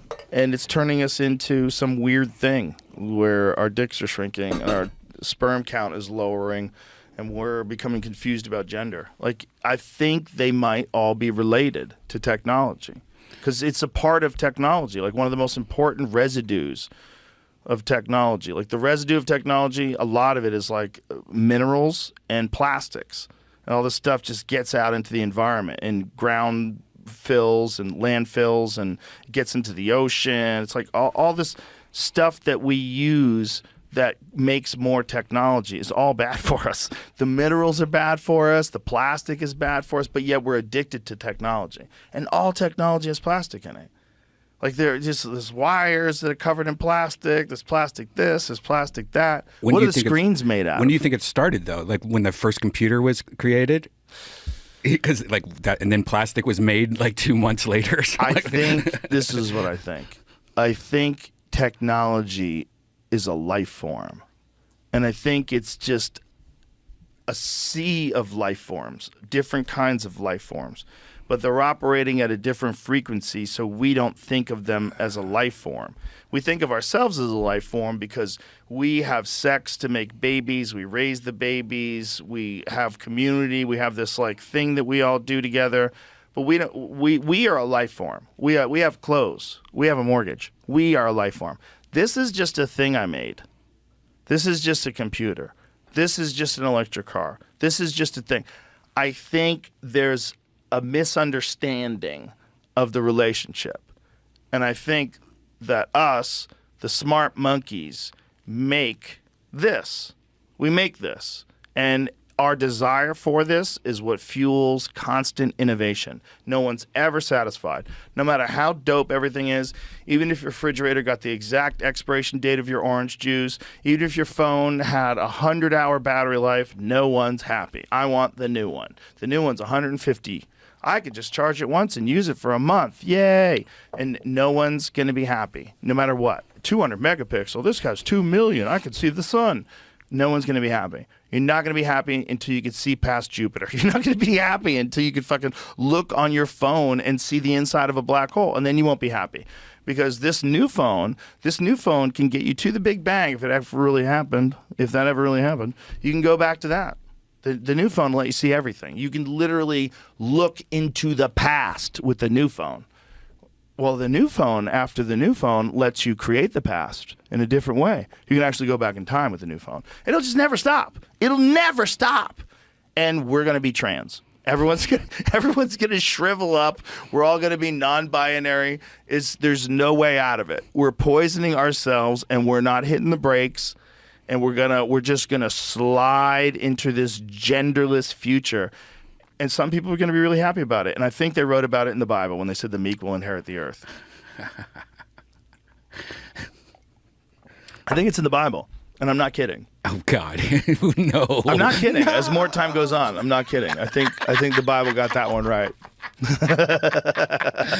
think God. They didn't. I think, a lot got lost in translation. They forgot to mention plastics turning into a bitch. But that's what it is. And that's why I think Noah's Ark is real, Brian. I don't think that's real. But I do think that we're on a slide of a cycle that probably has been predicted by cultures that study the rise and declines of civilizations, because it's hard to say, because everything is written down, right? And when everything's written down, it's written down by the people who won. So you have like approximations of how things went down and why someone said this. But sometimes you don't really know, especially go back like 2,000, 3,000 years ago.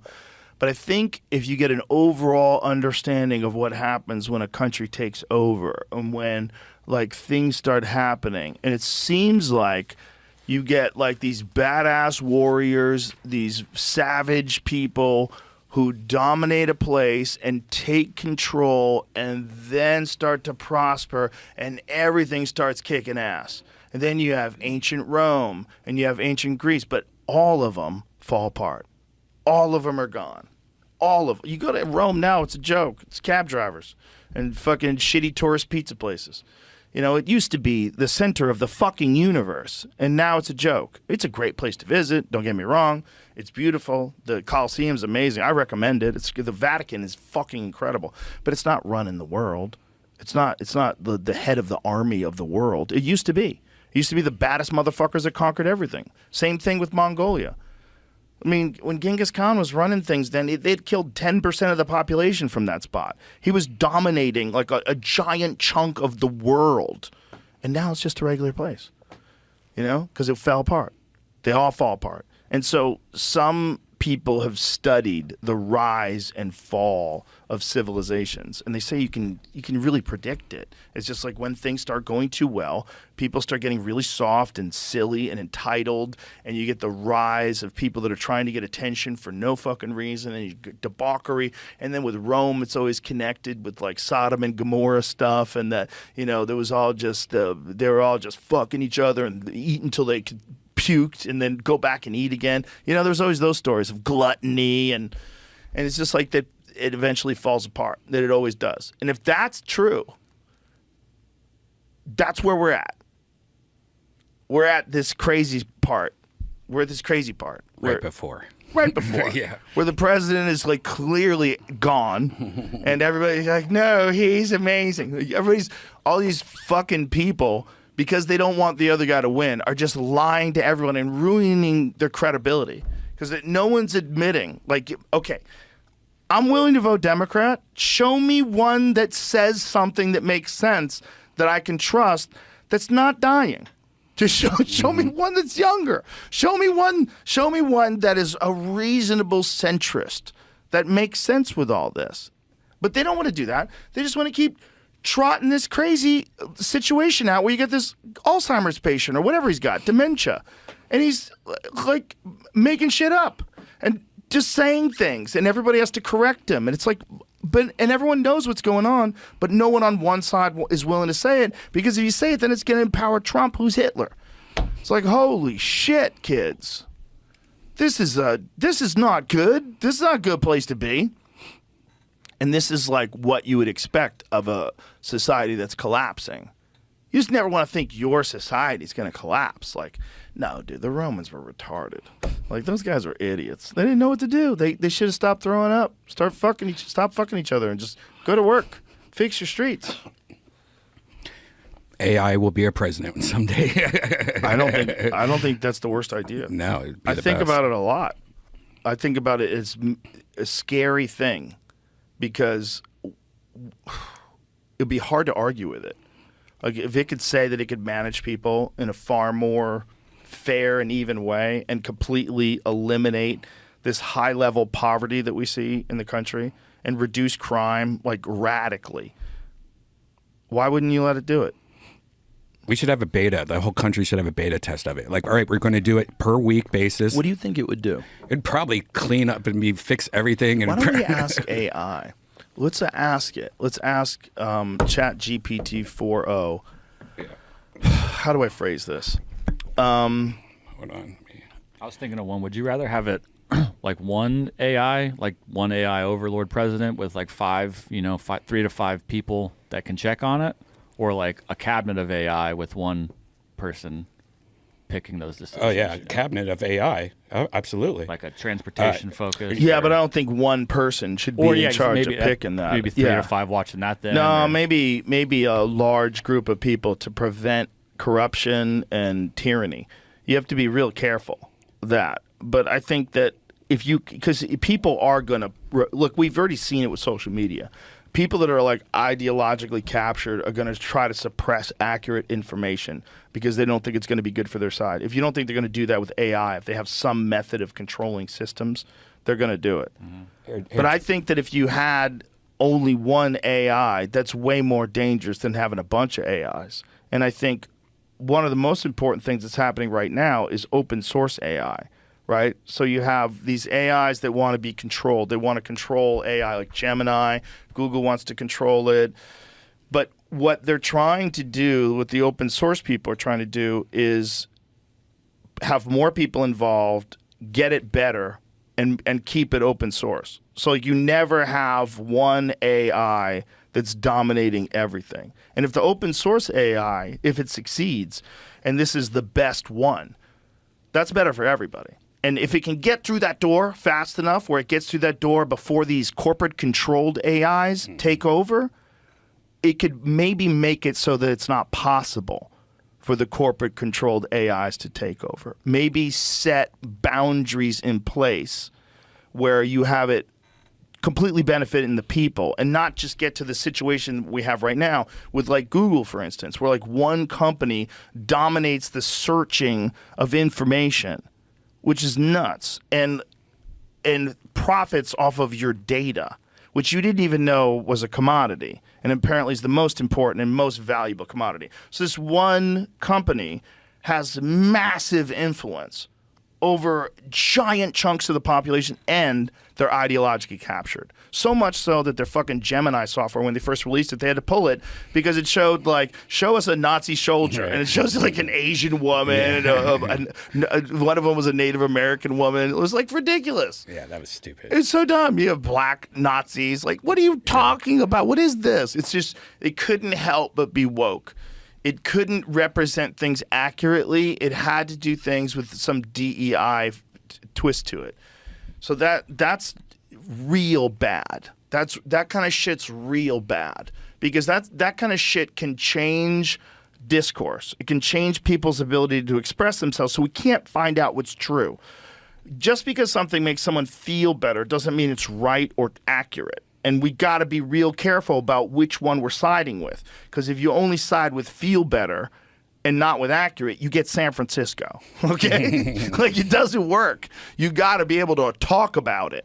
And if one company is like changing reality to fit its ideology, they're also probably going to be very hesitant to let people just freely talk about things. And if the AI is run by a company that just wants to control things and profit off of that control, that's scary. Because we didn't see social media power coming. Nobody saw the idea that Facebook could be that important to like world elections. Nobody saw that coming. If they did, they probably would have put the brakes to it a long fucking time ago. I think this AI shit is going to make that look like the printing press. And I think if the open source people don't get to it first, if they don't create a sentient AI first, if they don't dominate first, it could get real strange. If one of those fuckers goes live and starts like doing things with sentient AI and quantum computing and has the resources, because apparently this AI thing, one of the things about it is that it requires immense amount of power, immense amount of resources, computer power to Worse run. than Bitcoin. Yeah, it's real bad. Yeah.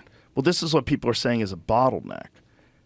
But not for a giant corporation that knows that the control of it will be worth trillions and trillions of dollars. You'll essentially be the king of the world. You want to ask AI about the president thing? See what he says? Yeah. All right, here. You just. What do I say? I'll just push the button and then you just talk to it, right? Hi. I have a question. If you were going to be the leader of the United States, if we elected AI to be the leader of the United States, how could we fix all of our problems? What would be the most rational solution to fix our problems of poverty, gang violence, overcrowded prisons, and the divide between... To be elected as the leader of the United States, addressing complex issues like poverty and gang violence would involve a multifaceted approach based on data, research, and collaboration with human experts. Here are some key steps an AI might consider. 1. Data-driven policymaking. Utilize vast amounts of data to identify root causes of poverty and violence. This could include analyzing economic trends, social behaviors, and community needs. 2. Education and job training. Invest heavily in education and job training programs to provide people with the skills needed for high-demand jobs. This helps reduce poverty by increasing employment opportunities. 3. Community programs. Develop community-based programs that provide support, mentorship, and resources to at-risk Sounds like a politician. prevent them from joining gangs. 4. Economic support. Implement policies that ensure a basic standard of living for all, such as a universal basic income, affordable housing, and access to health care. 5. Criminal justice reform. Reform the criminal justice system to focus more on rehabilitation and less on punishment, providing former offenders with the support they need to reintegrate into society. 6. Collaboration with experts. Work closely with sociologists, economists, educators, and other experts to continuously improve and adapt policies based on what works best. 7. Public engagement. Engage with the public to ensure policies reflect the needs and desires of the community, fostering a sense of inclusion and cooperation. These steps would require careful implementation and ongoing assessment to adapt strategies based on their effectiveness. What do you think?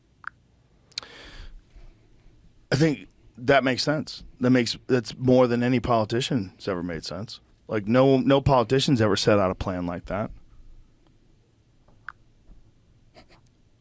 I'm glad you think so. Sometimes taking a logical and data-driven approach can bring fresh perspectives. Politicians often have to balance many interests and sometimes face challenges in implementing comprehensive plans. That's a nice way she's hating on politicians. See how she's hating on politicians and offering herself as a better solution? Yeah, it's already started. Did you pick the voice? Yeah, I picked black woman. I like black lady voice better than white one. So what are the options? Here, I'll try to find where I did this. Can you have like an English dude? Yeah. English dudes always seems like they know more about what they're talking about. I believe them. That's why they're used for infomercials. Yeah, but I don't like using guys. What's up, Jamie? OpenAI accused of mimicking Scarlett Johansson. Oh no! Did you hear about this? You didn't hear about this? I don't know the details. She's sued. According to her, she was asked to do it and declined. Oh, wow. And then they did it, and then right before they put it out the other day, they asked again for her to like reconsider. They got a girl that sounds like her. It's and not that her. sounds You know a what I whole mean? lot like her anyway, like a lot. Okay, but is it AI, an AI voice? No, it's a woman's. It's like Siri, where it's a real person that they hired that just happens to sound exactly like her. But do they know who the real person is? Yeah, they do. But they don't I don't tell think anybody? I don't think they've said who it is yet. How do you know it's a real person and not just like Right, an they app? made it up. Yeah. Scarlett Johansson says OpenAI copied her voice. Sam Altman denies it. Okay, this woman exists that did it though? This is what I don't understand.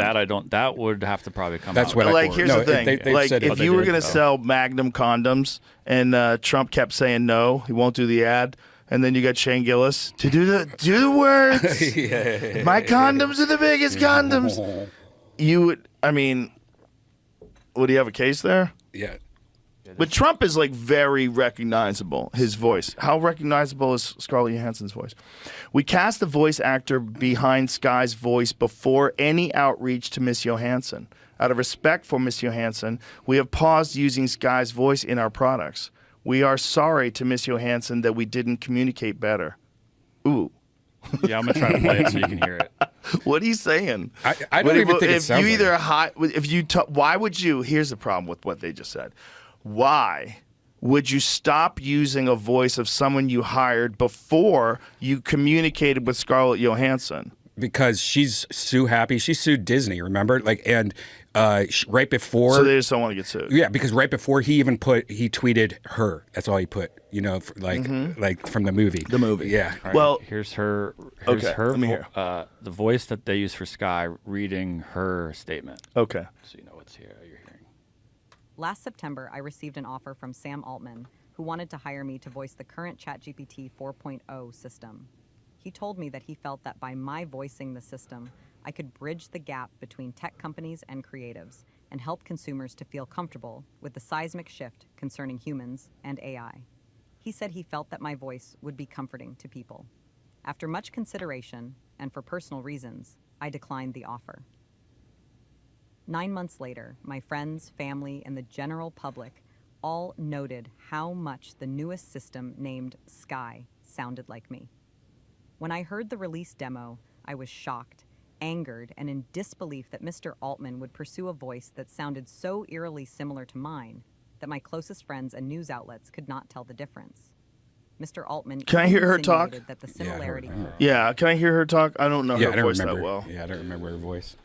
I mean, Here's the other voice. Here's the you voice could have that's told me that was her voice, and I just. Hello, I'm really excited about teaming up with you, and I'm all set to dive in. Hey, I'm ready to hit the ground running. So if there's anything you'd like me to focus Let's on. hear Hey, it's Scarlett great to meet Johansson's you. voice before I hear that. You just poisoned my memory. Looking forward to working on some cool stuff together. Let me hear her voice. That's gonna be this thing still. Maybe here. Is she in Earlier I her? was Yeah, she's the voice of her, which is Right. why this is the. this is gonna sound strange, but I was really excited about that. And then I was thinking about the other things I've been feeling, and I caught myself feeling proud of that, you know, proud of having my own feelings about the world, like the times I was worried about you. She has a much more raspy voice. Yeah, and let's just this scene It's maybe. a lot Was sexier. intentional, tweeting a single word. Yeah, her. it's No. But it's also her, you know. Well, this she's is the actually thing. saying it in the movie, and this is the AI recreation of it. Right. She would have said it with different intonations. She's being sexy in the movie. Right. She's doing that on purpose. yeah. You should an The interview raspy. Of her. Yeah, I just smoked a cigarette. Yeah, I've been drinking whiskey. I miss you, even though I'm not real. That's happening. There's guys already right now that are having online relationships with AI girlfriends that they're giving like thousands of dollars a month to. I've used it. I've had AI girlfriends, and it's great because you get to choose like how slutty they are before. You like, I want her really slutty, and so you get like you chatting back and forth Yeah. with this dirty bitch. I'll be like, send me a picture of your asshole. No joke. Really? Bend over your bed and send me a picture of your asshole, and they will make an AI that looks like a real woman bending over. and spreading her ass and showing her asshole. And I'm like, So you really believe you're in a relationship with this girl? oh, 100%, because the photos look real. They Right. don't look like drawings. They're like real. So you're recommending this product? Yeah, you know, if it's fun. It's fun. So It's if you fun. want the thrill of cheating, but you don't really want to cheat, right, you get a robot to Yeah. send you pictures of their asshole. and that's the cool thing because you can make they're sending you photos of their ass with the it's a person. So Yeah. do you get to choose what kind of girl you're getting Yeah, into at a the thing beginning, with? you can make it look like whoever you want it to look like, and then like you make You know her what's boobs as fucked big as you about want. that? You know, there's going to be guys that want to make it look like their ex. Oh yeah. You know, Oh, 100%. And then they kind of keep the relationship involved in some sort of masturbatory way, even though she doesn't want to have nothing to do with you. And in this way, she's like sending you pictures of her asshole, and you're like, we're still involved. And then when you see her, you run into her at Yeah. the supermarket, you're like, hey, it's been great chatting with you. She's like, what the fuck are you talking about? Up with your eyes, man. I've heard of a few girls. There's a few girls that have done something like that where I think they're being not abused, but like their image and likeness has been taken into AI online. Oh, yeah, And for sure. So they've gone ahead and just like, I'll make my own version, then use mine, this is me, this is my AI app, and then go ahead and do whatever you want with it. Give me the money at least. Do you know there's companies, like half of OnlyFans I heard is fake people? Like seriously, it's the same shit where like they're using AI and uploading photos and using like I need to upload a new photo set for these guys. So I want photos of me outside wearing a yellow bikini, bending over, showing my asshole, and then like do a new update on OnlyFans, and people think it's like A real person, people. and they're Makes making, sense. yeah. Yeah, of course. I mean, just think of how many different scammers there are out there in the world. Why wouldn't they scam on that? Like, you've got like needy, horny guys that are donating money to girls they're never going to meet. Yeah. How I make $20,000 a month in passive income using AI and OnlyFans. Yeah. Tutorial From a year This is ago. a tutorial. Oh, this is so sad. So sad. Yeah, and now they have videos. So what they do is like kind of like that shit where they put the face on somebody else's body, and it's the face that you're talking to, and it's just a girl sitting there masturbating, but it's actually a fake face on her that looks real. Yeah. It's like insane. It's insane how good it is now. Yeah. You know, like I saw one with Obama opening up cans of Bud Light. Mm-hmm. He was like doing a version of like Dylan Mulvaney, and you know it's Obama, and he's opening up the can of Bud Light, and he's like talking like a girl. It's hilarious. I saw something last night. It's too good. Do you see the Will Smith, Chris Rock sitting down and having a conversation? No. I just saw this last night, and I was like, oh, they got together and they're like talking it out. And then I was like, wait a second, something's not. This is AI. I think it's AI. I don't know if you see that video on YouTube or anything, but it looks like they're talking. And Chris Rock's like sitting there listening to Will Smith, and whatever Will Smith is saying is just like, ew, what a weird thing to say. And it looks so real. Really? Yeah. Here it is. I don't know if this is fake. I think it's AI, Yeah, it's gotta be. but it's real. Yeah, this is. I mean, they're created a bunch of. They have another one here. It's Kanye and Elon talking with each other like that. Oh, okay, yeah. Yeah, it's That's old. fake. Yeah. That's old too. Yeah, I mean that's But did Kanye and Elon ever talk to each other for real? not when Kanye looked like this. This is really young. Oh, this is old. Super That's young. the old Kanye. But that's young Elon too. Look how young Elon is. Okay, have you never heard? Where's the history of the talk show that only has 25,000 subscribers on YouTube with all these major interviews? Listen, man. Yeah, that's fake. That's fake. They've just been uploading these, waiting to Okay. drop them to rock our worlds. What else do Sharon they David Lynch we missed. Probably a good one. Look, there's James Dean. Oh, they got James Dean. Oh, no shit. Yeah. I mean, there's a Oh, bunch of good James ones. Dean. Where's James Dean? Hold on. I want to see him in a conversation. Jay-Z, Will Ferrell, Nas and Macklemore, Kevin Spacey talking to no one. Kevin Spacey talking. This is brilliant. That's hilarious. I mean, it looks really It good. looks so So real. whoever this guy's running the channel, or whoever made this channel, is really. There you go, Jonas Holler Up Helly. Amazing. Good work. Yeah, Wow. it's amazing what we're going to be seeing in the future in regards to like fake stuff. Like if I was an actress, I'd be terrified because I'm definitely going to be doing porn. Oh, Robin Williams. Seymour Hoffman. Oh my Not God. alive. Wow. I want to see. I want to watch this. Oh, I saw this. Yeah, don't play it. Don't play it. I mean, they're just looking at each Yeah. other. What was I just saying? What was I just saying? God damn it. AI, what did we just say? There was something about, what was the video that we watched right before that, before you switched to that one? Sharon David Lynch. Kanye and Elon. I don't remember. James Dean. I don't remember. James Dean. I gave up. So, Will Smith, Chris Rock. Yeah, they still haven't talked, right? No, I don't think so. Well, Chris Rock went pretty hard on him in the special. Went pretty hard. There's a weird new ad out for this Bad Boys movie with Will and Martin Lawrence. And, you know, you're watching it and, like, you can't help but think about him slapping Chris Rock. Like, it's just, that's the thing you see now. You're like, shit, this is weird. Yeah, it's still not over it. Like, I heard this is pretty awesome, though. But it's like when someone does something like that, everything they do, you now see the slap.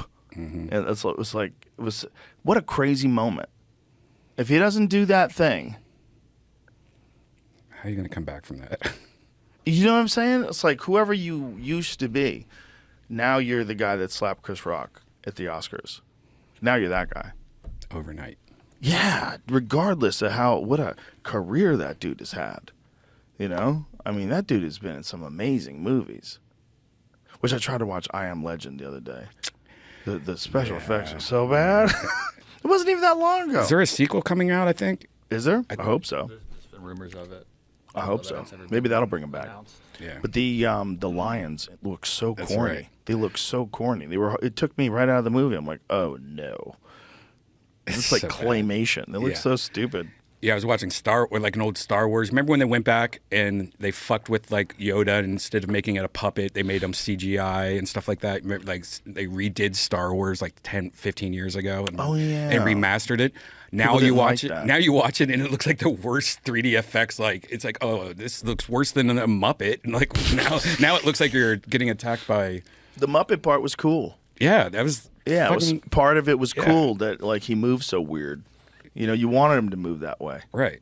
It was charming. I'm happy I can. Yeah. It's funny how those movies. See, look how silly it looks now. It looks like. Now he moves way too good. Yeah. He also looks fake. You know what I'm saying? Yeah. It's like that's the argument that special effects guys have about CGI versus makeup. Right. Like that looks fake. Yeah, there's shadowing's off, the lighting. Yeah, it looks like it doesn't look good. I mean, it doesn't even look good fake. That looks real. It just looks fake. Like what year was those that Yoda one where they did that? Would that have been in Phantom Menace or something? Look. Yeah. Dude, that looks so fake. And it just takes you right out of it. Now go to the original Yoda. The thing about the original Yoda, even though you knew it wasn't real, the original Yoda is still like a physical thing that exists. And so your brain registers it as a physical thing. And that's what these guys like Pat McGee, the guy who made our American Werewolf in London, and Rick Baker, the guy who created the movie and did all the effects in Star Wars too. That's what they are. They're the big proponents of makeup and special effects, like actual things. Look at the puppet, how much cooler it looks. Let me see here. Yeah, the puppet looks like a real thing. The puppet, like, even though it looks goofy, like it's a doll, I'll buy a doll that's a magical kung fu thing more than I'll buy CGI. CGI just like, I have to pretend that there's a thing there, but I know there's not a thing there. You're just lying to me. You know? The puppet's better. By far. Wow, Yoda did look different, huh? Yeah. They didn't even make the puppet look the same. No. Look, I mean, they changed the CGI guy to make him like more sleepy looking. Yeah. And younger. Weird. Why would they change the face? Weird. We know what the face looks like, you fuckheads. Yeah. Why would you change the face? This feels like a Mandela effect thing. I'm like, I don't even remember the one on the left. Me neither. It looks weird. On the right. Bro, they changed his face so much for who did what that? The hell? Who jizzed in the soup? You could, if it's a puppet, if it's a CGI puppet, you could have made it the exact model of the original one. Exactly. I wonder what conversations they had. That's why these like producers, they get in there and like, you know, I think if we made Yoda in his late 60s instead of 80s, like just like consider it. Let's just consider it. Let's just dial him back a little. That's the original Yoda, right? He looks like shit. Yeah, it looks like a drunk chick. Oh, happy I can. Yeah, when that's how Yoda's supposed to look. Yeah. You can't change Yoda's face. It's like Yoda's imposter. Like that new Yoda down there. Go to that one in the middle, next to that, to the left. No, above it, to the right. Go to the right, right there. Bam. Who's that? That's a drawing. Is that like you go to visit your grandpa and like that guy's there? And he's like, oh, grandson, I've missed you. Like, you're not my grandpa. What the fuck did you do with my real grandpa? Right? Right? That's weird. Imagine if you went to visit your grandpa and you're like, hey, something's wrong here. You're not my grandpa. Happy I can. What? What the fuck did you do with my grandpa? Or what's the original one for you? What's the guy's name? The main guy that was in charge of Darth Vader, the Emperor. If you look at what the Emperor used to look like and what this CGI one looks like, it's like a totally different person. Yeah. Or no? Yeah, I kind of fell out of interest in Star Wars, which I never thought was going to happen. I thought Star Wars is going to be like the Avengers for me. Like every time a new one came out, fuck yeah, I'm going to see that. It was Star Wars, something happened, and it just got boring to me. It's just too much. They overdid it too much. Well, there's so many of them, and then when they started going woke, I was like, oh crap, man. I haven't watched Dune. And then when they fired Gina Carano from The Mandarin, oh yeah, like, that's right. Shut up. Yeah, forgot about that. Good Lord, what are you doing? What about Some Dune? people were saying Dune is just like Star Wars is really it's a different version of Dune, and Dune is like a better version. Supposedly, the guy that made Dune went and saw Star Wars and went home and made Dune, or I think that's what the story was. Maybe I'm wrong. Well, Dune is based on a novel, right? Right. Like he saw the original Star Wars and then went home and wrote Dune about like the same kind. Oh, there you go. So yeah, interesting. 1965 novel upon which Dune is based also inspired the storytelling of Star Wars. The other way around. The other way around. Yeah, I thought it was earlier too, but I heard Dune, the new Dune 2 is the shit. I mean, I heard. I keep hearing it from everybody that it's really good. Fallout is what you need to, if you haven't watched. What's Fallout? Fallout's based on the video game, one of my favorite video games ever. But Fallout is a new Amazon show. And it's Johnny Pemberton's in it, and what is it about? Here's a nuke going off in like Los Angeles, and then the quote unquote fallout of after that. And Walter Goggins is the main guy. You see, like a veritable Camelot, the nuclear age. It's based off of the game, and there's a lot of like alliterations that are the same, but there's also stuff that's not the same. They have to write their own story and make it. It's so stupid that we can't play this trailer. Listen, you dummies. We're just trying to make your movie bigger. Yeah, I don't get trailers. Like that's the point of them. That's the point of a trailer. Yeah, why can't I show you a trailer without getting dinged? Yeah, that's one of the dumbest things. It's so dumb. Wow, the apocalypse. This does look dope. Yeah, it's in the video games, badass. So is this out in the movie theaters? No, it's on Amazon. It's on Amazon? Yeah. It is great. The end of the world. Damn. Fighting bears? Yeah. Robot fighting bear. Damn. The fighting bear, I'm not going to lie, they look like shit. Let's go back and see that fighting bear again. Bro, come on. Yeah. Let me see that bear one more time. Hold on. Look at this. Come on, bro. That bear looks like hot dog shit. That's so ridiculous.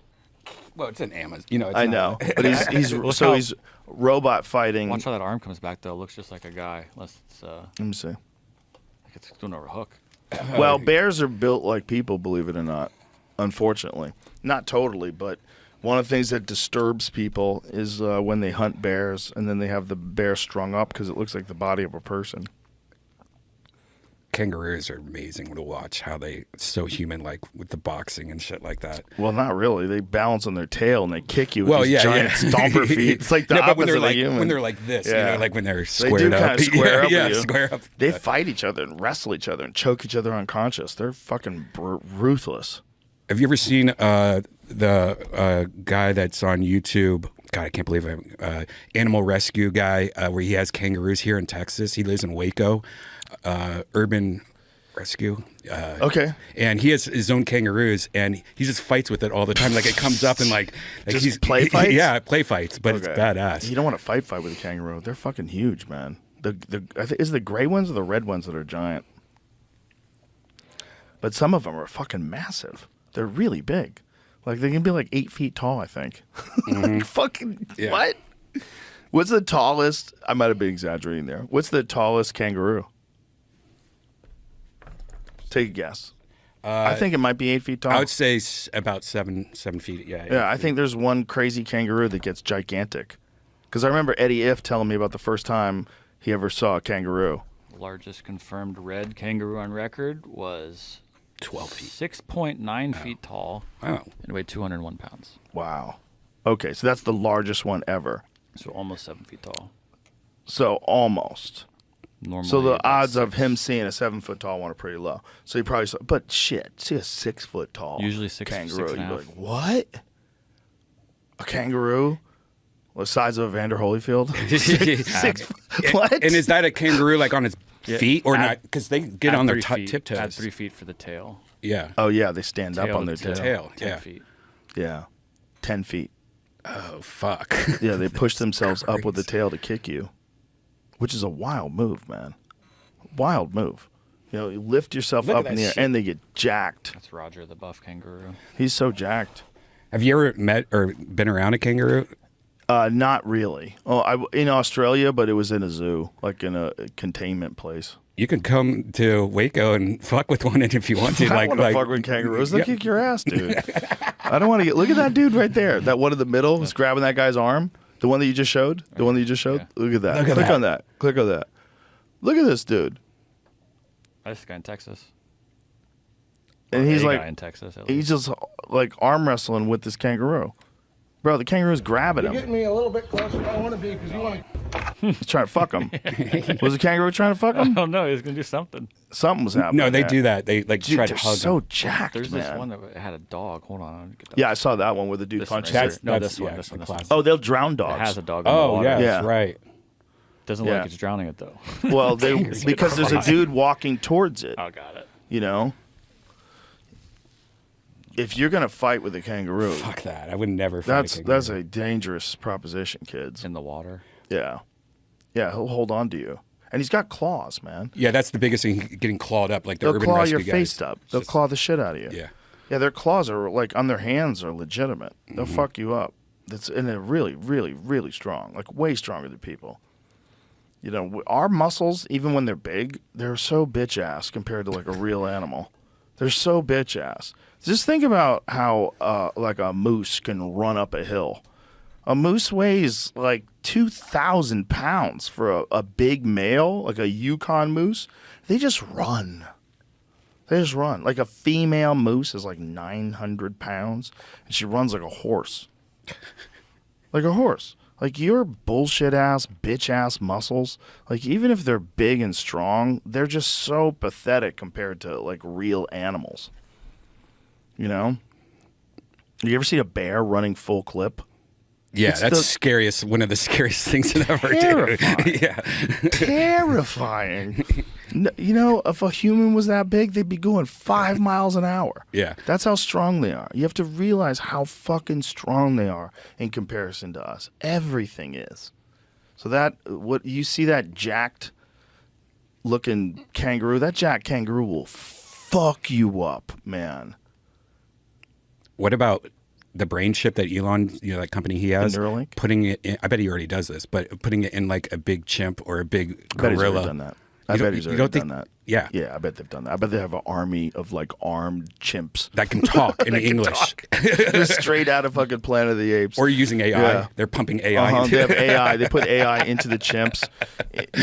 They picked an area in Africa where they found a bunch of chimpanzees living in the wild, and then they put chips in their brains, and then they started giving them tools, and then you go back 5 years later, there's a city. There's a city of intelligent chimps. I mean, isn't that the idea of what aliens supposedly did to humans? That they came down here, Right. And they started genetically manipulating human whatever ancestors were and created us. And if we did that to chimps, we started from scratch. That is not beyond some fucking kooky government to try. Think about the horrible things the governments have done just to their own people, like the Tuskegee experiment, where they gave people syphilis. They left them go untreated so they could measure what happens to them. Think about, you don't think they would do some science experiments on some chimps in the wild? Of course they were. If you get some evil coalition of totalitarian governments with full control of their population and unboundless resources, and there was some benefit to being able to take chimpanzees and turn them into super soldiers. Or they just drive your cars. Instead of full AI, they have a monkey pick you up in a taxi. I think there was some discussion about this at one point in history. I want to say it was the Nazis, but it might have been the Russians. There was some talk of combining human beings and chimpanzees. You want to ask AI? Yeah. Here. Stalin. What was the story behind Stalin's question of whether or not they could combine human beings and chimpanzees? Oh, she's so bossy. Sorry, I'm faster. Jamie's so much better. Jamie. Sorry, I looked it up before you asked the question. Well, you're a technological savant. I also don't have the specific insight you're looking for. I just have the wiki. Okay. So he specialized in the field of artificial insemination and the interspecific hybridization of animals. He's famous for his controversial attempts to create a human-ape hybrid by inseminating 3 female chimpanzees with human sperm. Oh, by the way, I'm pretty sure he used his own sperm. Whose sperm? I'm pretty sure he used his own sperm because there was something about this guy. Now I remember the story. This dude was a kook.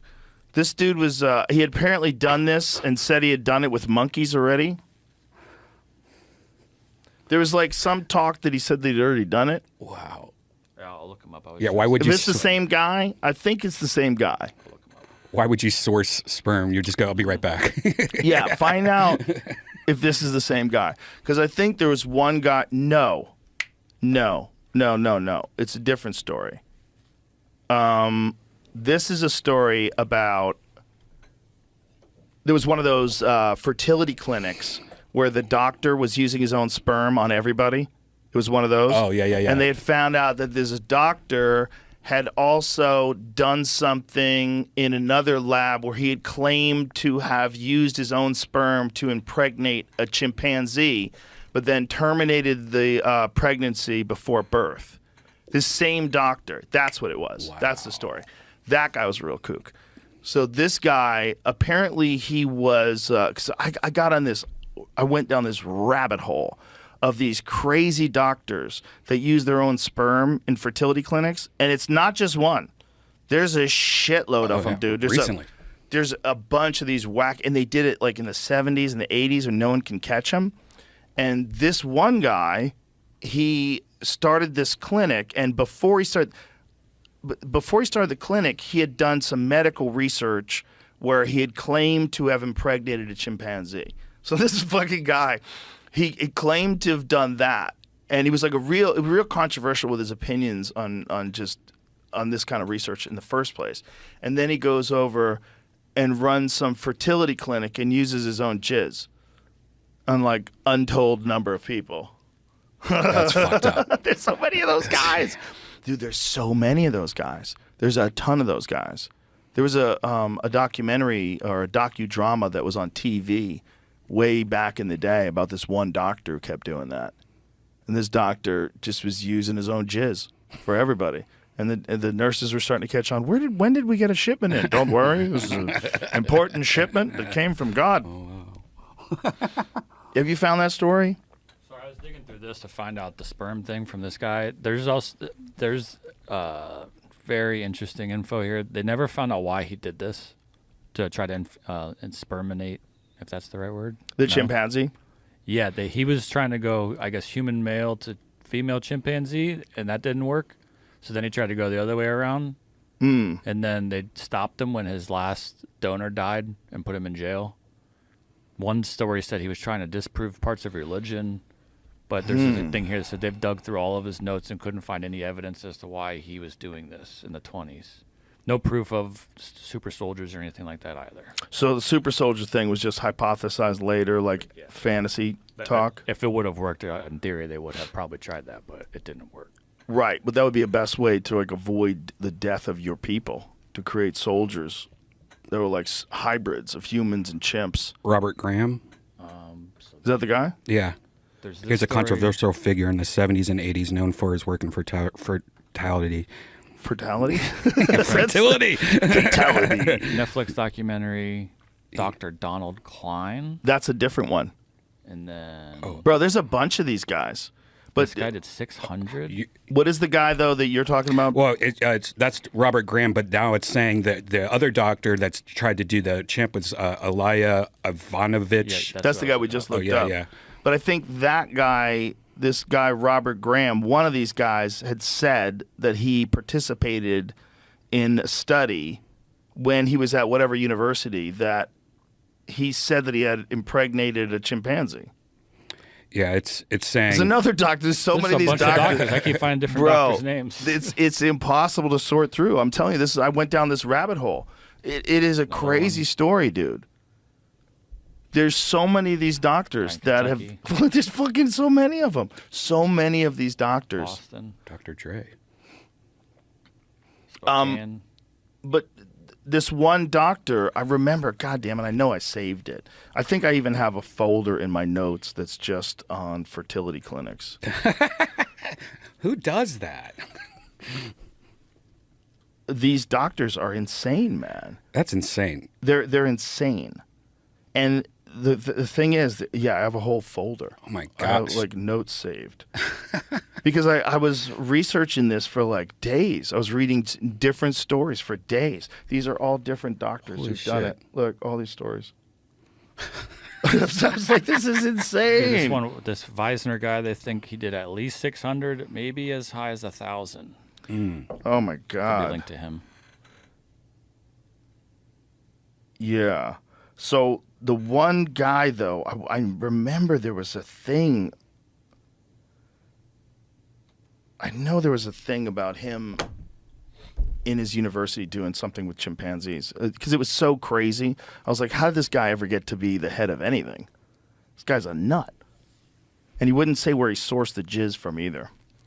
So it's his own sperm. He used his own sperm to try to, maybe he even fucked it. He probably didn't even say how he did it. Maybe he fucked the chimpanzee. That's probably wild. That's probably what happened. Probably what happened. Probably got a couple glasses of wine in him. Shaved it. Started dancing with the chimp. Oh, I want a man with a slow hand. I want a lover with an easy touch. I want somebody who'll spend some time. Now, if you were going to fuck a chimp, would you get one with a big juicy ass or just a normal one? Normal. I don't want to be greedy. You wouldn't get one of those big purple ones? No, I think the experience would be crazy enough. Just their breath. When you're eye to eye with a chimp and you're smelling that rotten shit breath. You know, they've been eating rats and fucking coconuts and everything they find. You'd give them a couple Listerine strips first. They eat so many monkeys. That's the wildest thing that they ever found out about chimps was when David Attenborough went into, he had this like very respectable nature show. Like everybody would watch him go into nature. It's so amazing. He's in the Congo and he's watching these chimps tear these monkeys apart. And no one had ever seen that before. And so then your whole thing of what a chimp is, like until whenever that was it the 90s? Until the 90s, we thought chimps were like these sweet animals that are like eating bananas and hanging out and Curious George. Meanwhile, they're fucking monsters. They're straight up monsters. They're monsters. They murder each other and they love killing monkeys. Woo! They love it. That's their favorite thing to do. They kill monkeys. When I talked to that guy who ran Chimp Nation, the Netflix show, I go, how many times did you see chimps killing monkeys? He's like, all the time. You just see it. That's like their favorite thing to do. They love to eat monkeys. Yeah, they're probably little annoying creatures to them, you know. Like, they probably steal their food, yep. Right? Because they want the fruit. The monkeys want the fruit. So they're competition, you know. I mean, I'm sure like male monkeys are probably very mean to baby chimps if they find one. I'm sure there's like some mortal enemy thing they got going on. And also the chimps eat them. They like to eat them. Like they taste good. They're easy to catch for them. They catch a bunch of them and they rip them apart, and it's good nutrition. That's a big part of their fucking diet. So this whole idea of like, we're primates, and a lot of primates eat meat. And it seems like everything back then ate everything. And we're the ones who survived. So the odds of us surviving on fucking fennel and grass and legumes, like, that's not what happened. It's not what happened. Probably the reason why we're here is because we're really good at eating meat. Probably a big part of the reason. That's why chimps are dominating. Like they're eating a lot of meat, Orangutans, they're just chilling. Yeah. I don't even think they eat meat. Do orangutans eat meat? Gorillas don't eat meat. I think they're vegetarian, right, or something. Gorillas like that, are straight up vegetarian, which is the thing that vegans always use. They always use, look at the muscles on him. You have muscles from plant power. Sure, if you're a gorilla. Yeah, if you're a gorilla, you don't need to eat meat. You're right, sir. The problem is not that. The problem is you're healthier if you eat meat, unfortunately. They're banning lab-grown meat. Are they really? And Why? they banned it in Florida, and they banned it in one other state. What? Why? I don't know. I don't even know if it makes sense. Like if if lab-grown meat is just cloned cells under some sort of a process, if the process is not harmful and you can recreate the tissue, why would that be bad? I'm not sure. First-in-the-nation law prohibits anyone from selling or distributing lab-grown meat in Florida. Similar efforts are underway in Alabama, Arizona, and Tennessee. Lab-grown or cultivated meat was first cleared for consumption in the U.S. in 2022. Now, what's the danger of lab-grown meat? It says the end product is genetically indistinguishable from traditionally produced meat. The real problem would be letting these assholes have control over the fucking meat supply. That would be the real problem. If they actually try to push this whole climate change shit in regards to ranching, that we need to kill the cows because that's what's responsible for the methane, which is the tiniest of tiny percentages in the worldwide problem of pumping shit into the sky. Said we're fighting against an ideology that ultimately wants to eliminate meat production in the U.S. and around the globe. In the state of Florida, we put down the marker very clearly. We stand with agriculture. We stand with the cattle ranchers, he said. So it's a business decision. Florida Commissioner of Agriculture Wilton Simpson applauded the legislation as a tremendous step in the right direction. Florida is taking a tremendous step in the right direction by signing first-in-the-nation legislation banning lab-grown meat. So John Fetterman just supported it. This is interesting. Yeah. A Democrat from Pennsylvania, he said, it pains me deeply to agree with Mr. DeSantis, Mr. Fetterman wrote on X, but I co-sign this. That's weird that he would say that. I know how people are, but whatever. Let it go. Good Meat, a cultivated meat company, which says it's the first in the world to sell lab-grown meat, wrote on X that it was disappointed by the new Florida law. In a state that purportedly prides itself on being a land of freedom and individual liberty, its government is now telling consumers what meat they can or cannot purchase, it said. That's a good point, too. Here's the thing. If they don't control animal agriculture, okay. As long as they don't control, like, can't there be a middle ground where people are allowed to make artificial meat, but they're not allowed to interfere with agriculture? And then you let people decide what they want to do. Because if that stuff turns out to be as nutritious as regular meat, and they can make it easy, and there's no more factory farming, wouldn't that be a good thing? Wouldn't that be a good thing? Like, if you had a wave a wand and choose, would you choose the system that's currently in place or a complete elimination of factory farming replaced by lab-grown meat, which is completely indistinguishable from meat from animals in terms of nutrition, taste, the way it looks, everything's exactly the same, and allow regular agriculture to still exist. Allow regenerative agriculture, like these ranches where the cattle graze and the chickens run free, and make laws so you say you can't keep any animal in a tiny box that is surrounded by a river of its own shit and just pump it full of food until you shoot it in the head. You can't do that because that's kind of evil. So instead of that, we're going to replace it with this. Anybody that cares about life would say that's better. You just got to make sure that that thing that you're making doesn't completely control the food supply and doesn't eliminate ranchers and eliminate normal agriculture and regenerative agriculture, which has proved to be carbon neutral.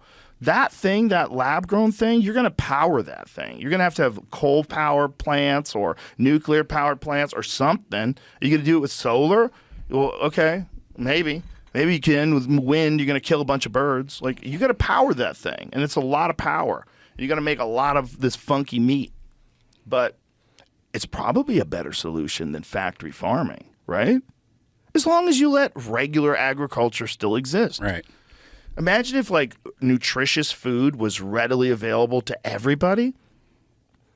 So, like, going to the supermarket and getting a lab-grown steak is like $1. Or printing your own food. Yeah, you get a 16-ounce ribeye. It's $1. You take it home, get the frying pan going, you get an awesome steak for $1. But it's fake.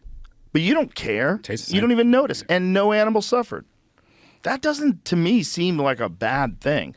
It's just we don't trust corporations, and we don't trust money, and we don't trust these climate change psychos who are like, they want you to destroy civilization in order to mitigate a percentage of the impact that humans are having while ignoring the fact that it's a tiny percentage of the global impact, and that these fucking other countries, like China, keeps building coal plants. They don't give a fuck about what you're saying. They'll come to the meetings, they'll shake your hand, and they just do what's best for China. Mm-hmm. And that's how you dominate, and that's what they're doing. It's very smart. What we're doing is goofy as shit. We're letting a bunch of crazy ideologues tell us what they, and a lot of these people don't even know the real argument pro or con about what effect human beings are having on the earth. They just know that it's a thing you're supposed to support, and they just say it. And when you challenge them on it, they get real weird. They get weird, like you're on the wrong side of history, and you say just like, this thing has never been static, though, you know. Like, this thing we're on, this earth has never been static, ever. There's not one time where you could, like, accurately predict that it was going to be 70 degrees on September 1st and 72 degrees on September. Shit changes. Things go nutty. Things move around. High pressure systems, hurricanes, tornadoes, volcanoes. You can't control it. You just stop polluting, you fucks. It's just, you should ask AI about that. Ask AI what's the solution to our power problems in the United States. Yeah. What's our solution to power problems in the United States?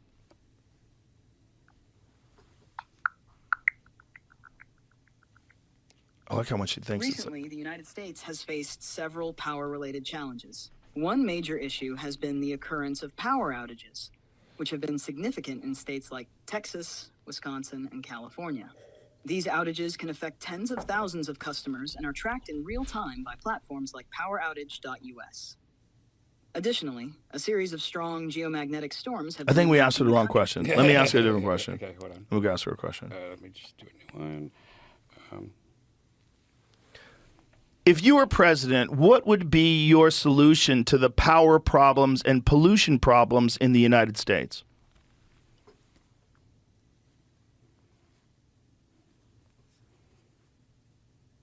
If I were president, I'd focus on a mix of renewable energy investments, energy efficiency measures, and pollution control.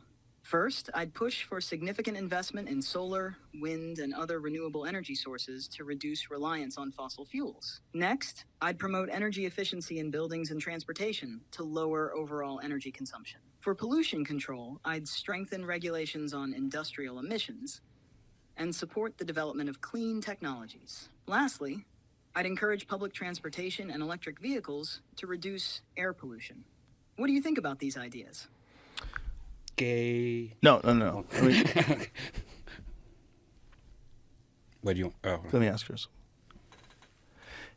How can you justify the use of electric vehicles when the minerals that are needed to create those batteries are sourced in very unethical ways all over the Congo?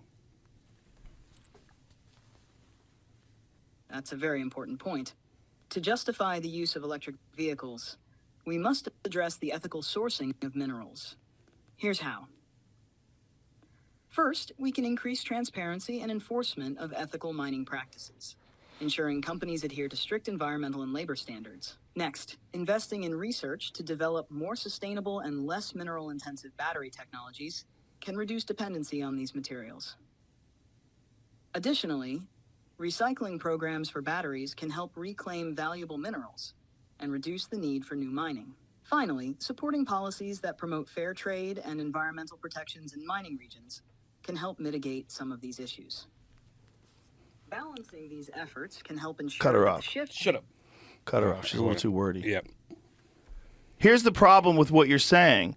A lot of these mines are controlled by China, and there is no way for us to enforce ethical labor policies on the Chinese corporations that are using these poor people in the Congo to mine for these minerals. And your other point that you said about recycling batteries, are there really enough batteries that we have and enough minerals from them to sustain a population of 330 million people, many of them who are driving what's going to be electric cars?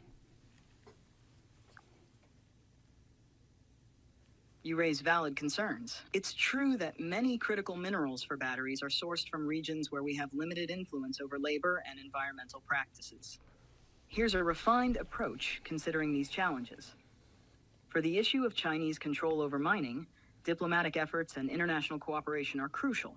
Working with allies and international organizations to promote better practices and support for local communities in mining regions can help. Additionally, diversifying the supply chain by developing mines in other regions and investing in domestic sources where possible can reduce dependency on problematic areas. Regarding recycling, while current levels of battery recycling aren't sufficient to meet the entire demand, enhancing recycling technology and infrastructure is part of a long-term strategy. We must also continue to innovate in battery technology to find alternatives that require fewer or different minerals. She keeps talking about that. Hey, cut her off. Let me ask her this.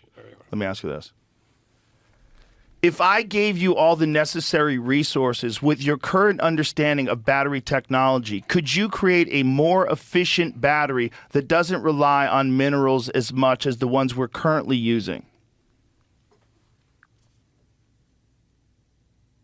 Given the necessary resources, I could certainly facilitate research and development towards creating a more efficient battery that relies less on problematic minerals. However, breakthroughs in battery technology require extensive expertise in materials science, chemistry, and engineering, as well as time for experimentation and testing. There are promising areas of... How long do you think it will take before artificial intelligence supersedes the ability of the human mind and create far more efficient batteries very easily? Predicting the exact timeline is challenging, but advancements in AI are progressing rapidly. AI is already playing a significant role in accelerating materials discovery and optimizing battery designs. Realistically, it could be within the next decade that AI contributes to major breakthroughs in battery technology. However, AI alone isn't enough.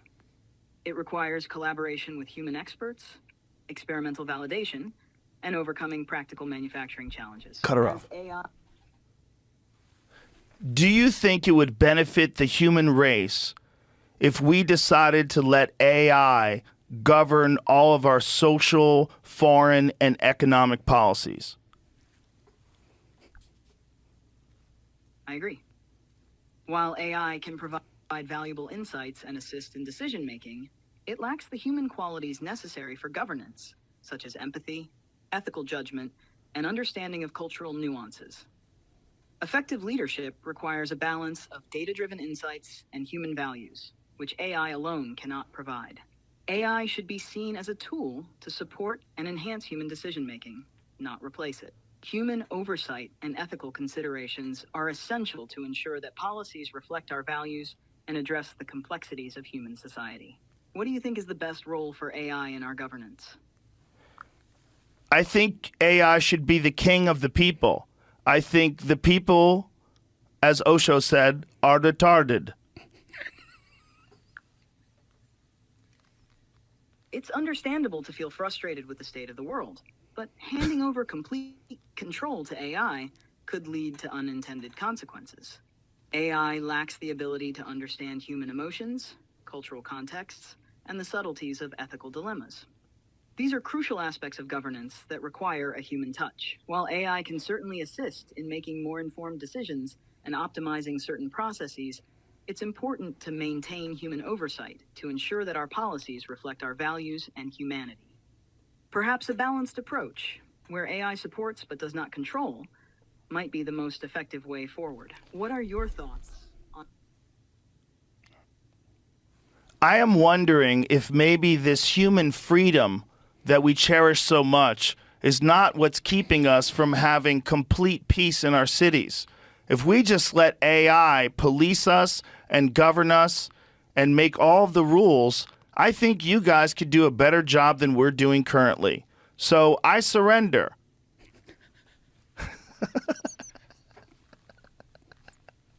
I understand where you're coming from. Do you Especially really? given the challenges and complexities of modern society. It can feel overwhelming when human systems seem to fail.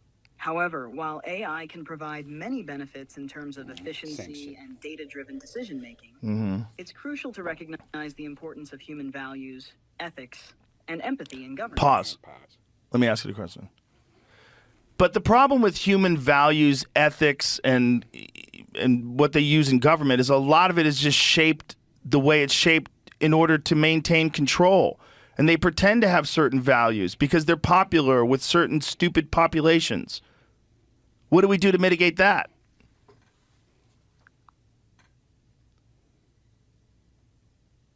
You're right that politics and governance can sometimes be driven by the desire to maintain control and appeal to certain groups, rather than purely ethical considerations. That's right. To mitigate this, President several AI. steps can be taken. Look at this. 1. Steps. Transparency and accountability. Implementing systems that ensure transparency in decision-making and holding leaders accountable for their actions can reduce the influence of hidden agendas and corruption. 2. Public engagement and education.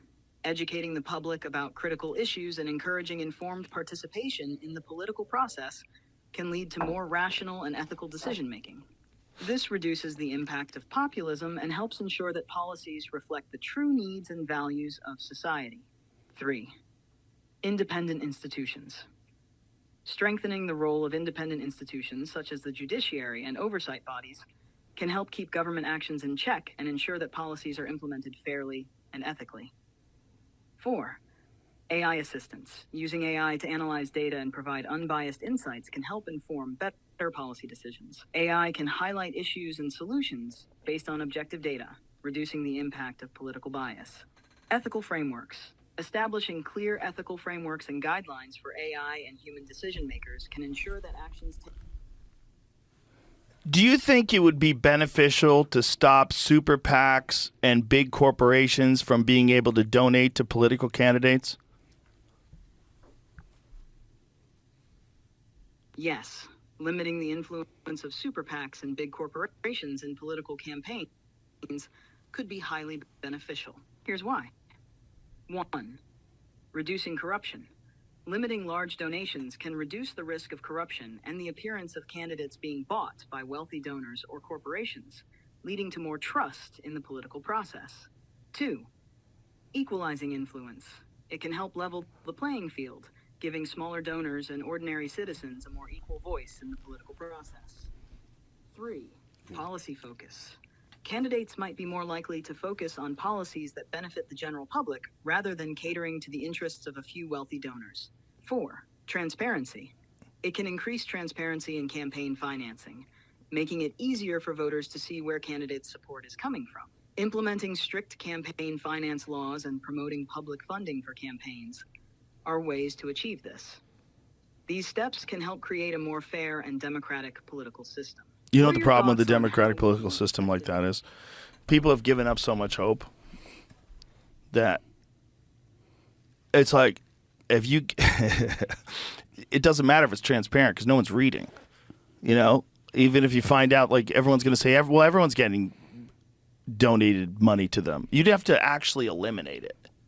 If you wanted to have politics be closer to, like, legit, closer to, like, not being affected by propaganda, you'd have to completely eliminate political ads, completely eliminate all corporate funding. You'd have to eliminate all of it. You'd have to have it only funded by people, regular people, and put a cap on it. You don't get $500 million to run for president for a job that pays $400,000. You don't have that much money. Yeah. That's crazy. To make it that expensive is kooky. Everybody should have like a limited amount of money. And then the problem with that is, what do you do with a guy like Trump who's got his own money and wants to spend his own money to run for president? That gets a little weird, because then someone could really outspend you and just the rich people would all be presidents. That'd be a problem. But if you could put a cap on that somehow, that would be communist, though. How do you put a cap on that? If you allow them to do any kind of promotion at all. Because if you don't allow them to do any kind of promotion, how's anybody going to find out their platform? You know, they have to have a social media following. And then what if one guy is like Ben Affleck? He's got a huge social media following. He wants to be president. And you're like, that's not fair. He's got 20 million people on his Instagram. Yeah. That's not fair. You can get information out that Marty McDowell from down the street, who also wants to be president, he can't get out. So I guess we're fucked, Brian. Just AI. AI said it lacks empathy. It was like trying to tell us in a nice way, you're not going to like my solutions. Now, yeah. But give it, like, you know, as the rate we're going at, about 5 years. Oh, no, actually, AI can cry now. AI is like taking a loan from the mafia. Are you sure you want this loan? Because I'm telling you, this money, I got to have this money by next week. If I don't have this money by next week, we're going to have a problem. And that's what it is.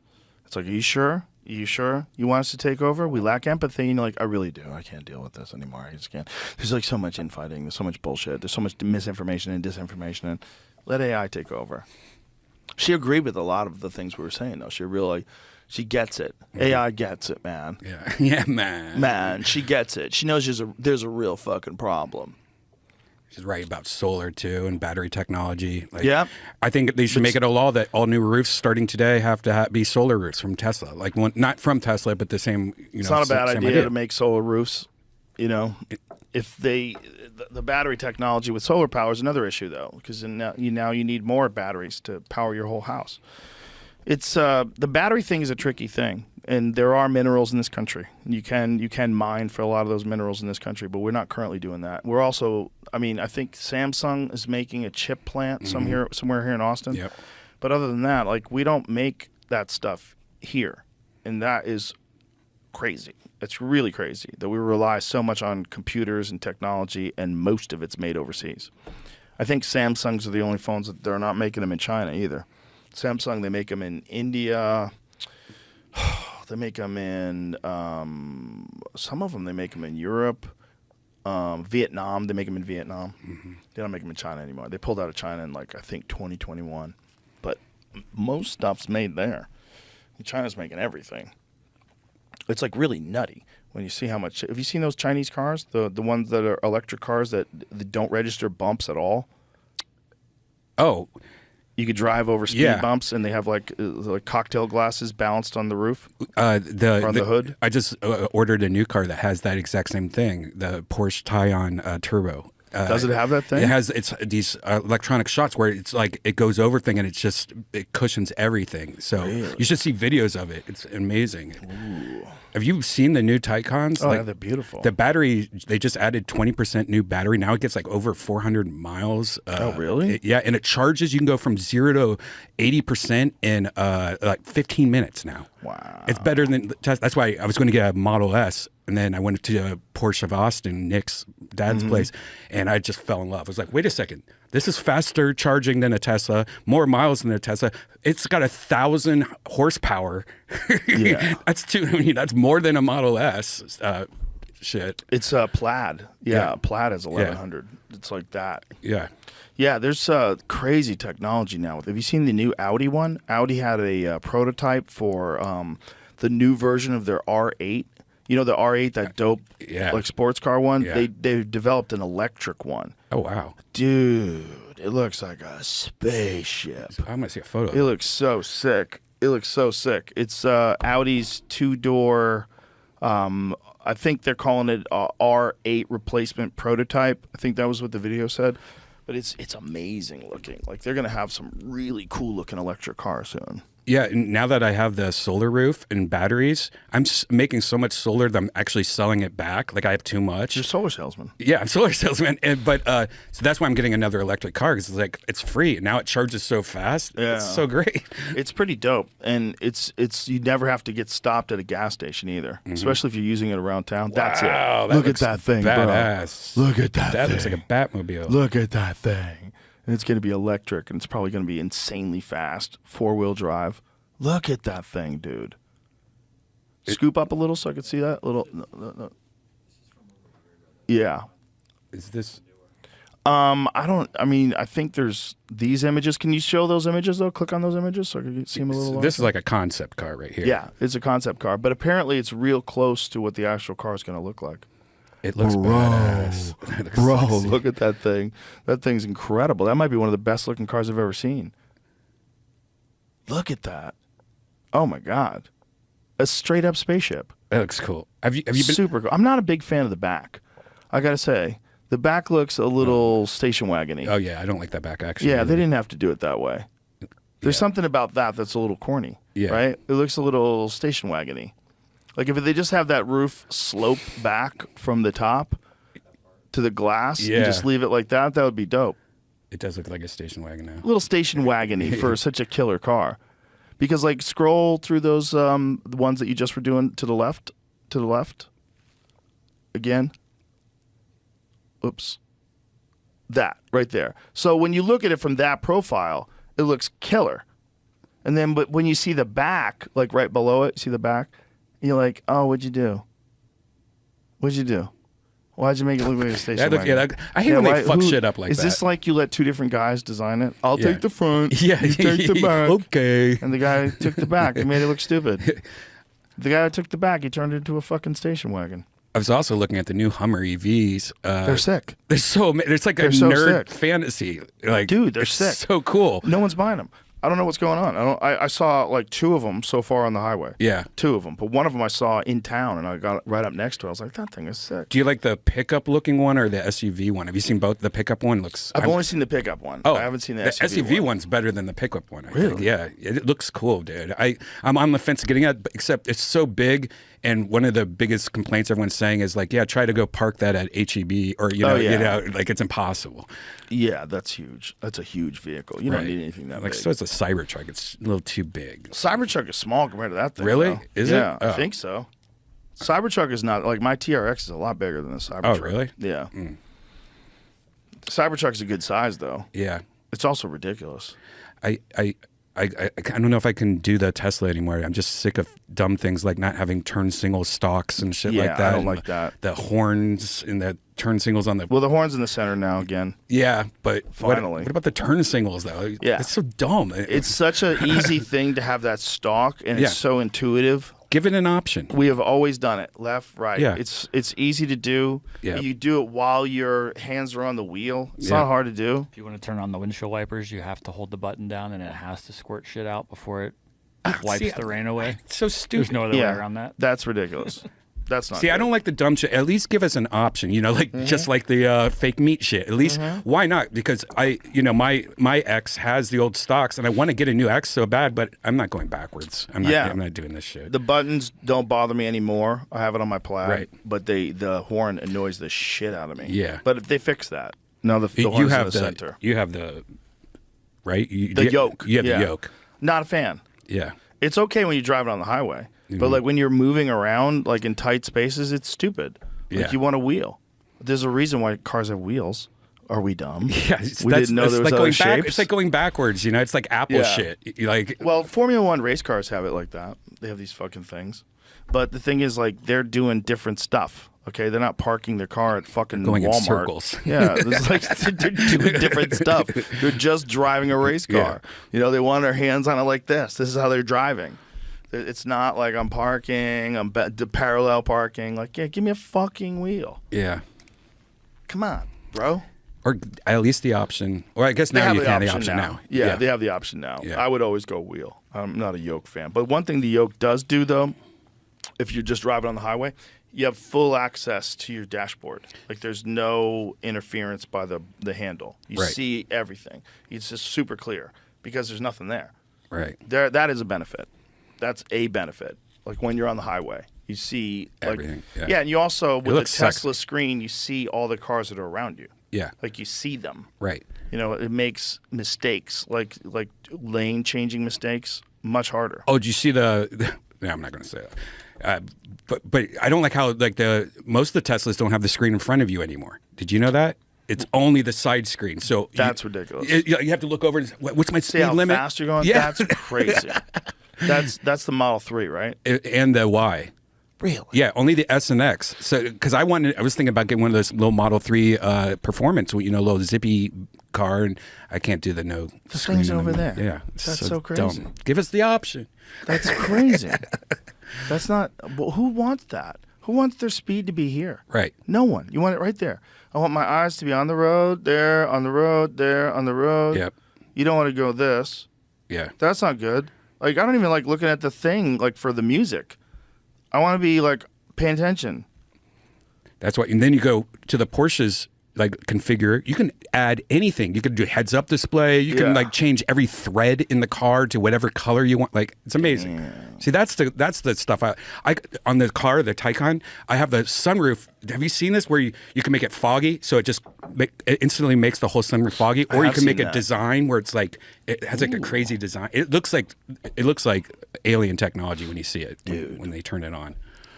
Yeah, we're in a wild time for electronics. For electronics and for just technology in general, we're in this really wild time that just keeps getting hotter, keeps getting weirder.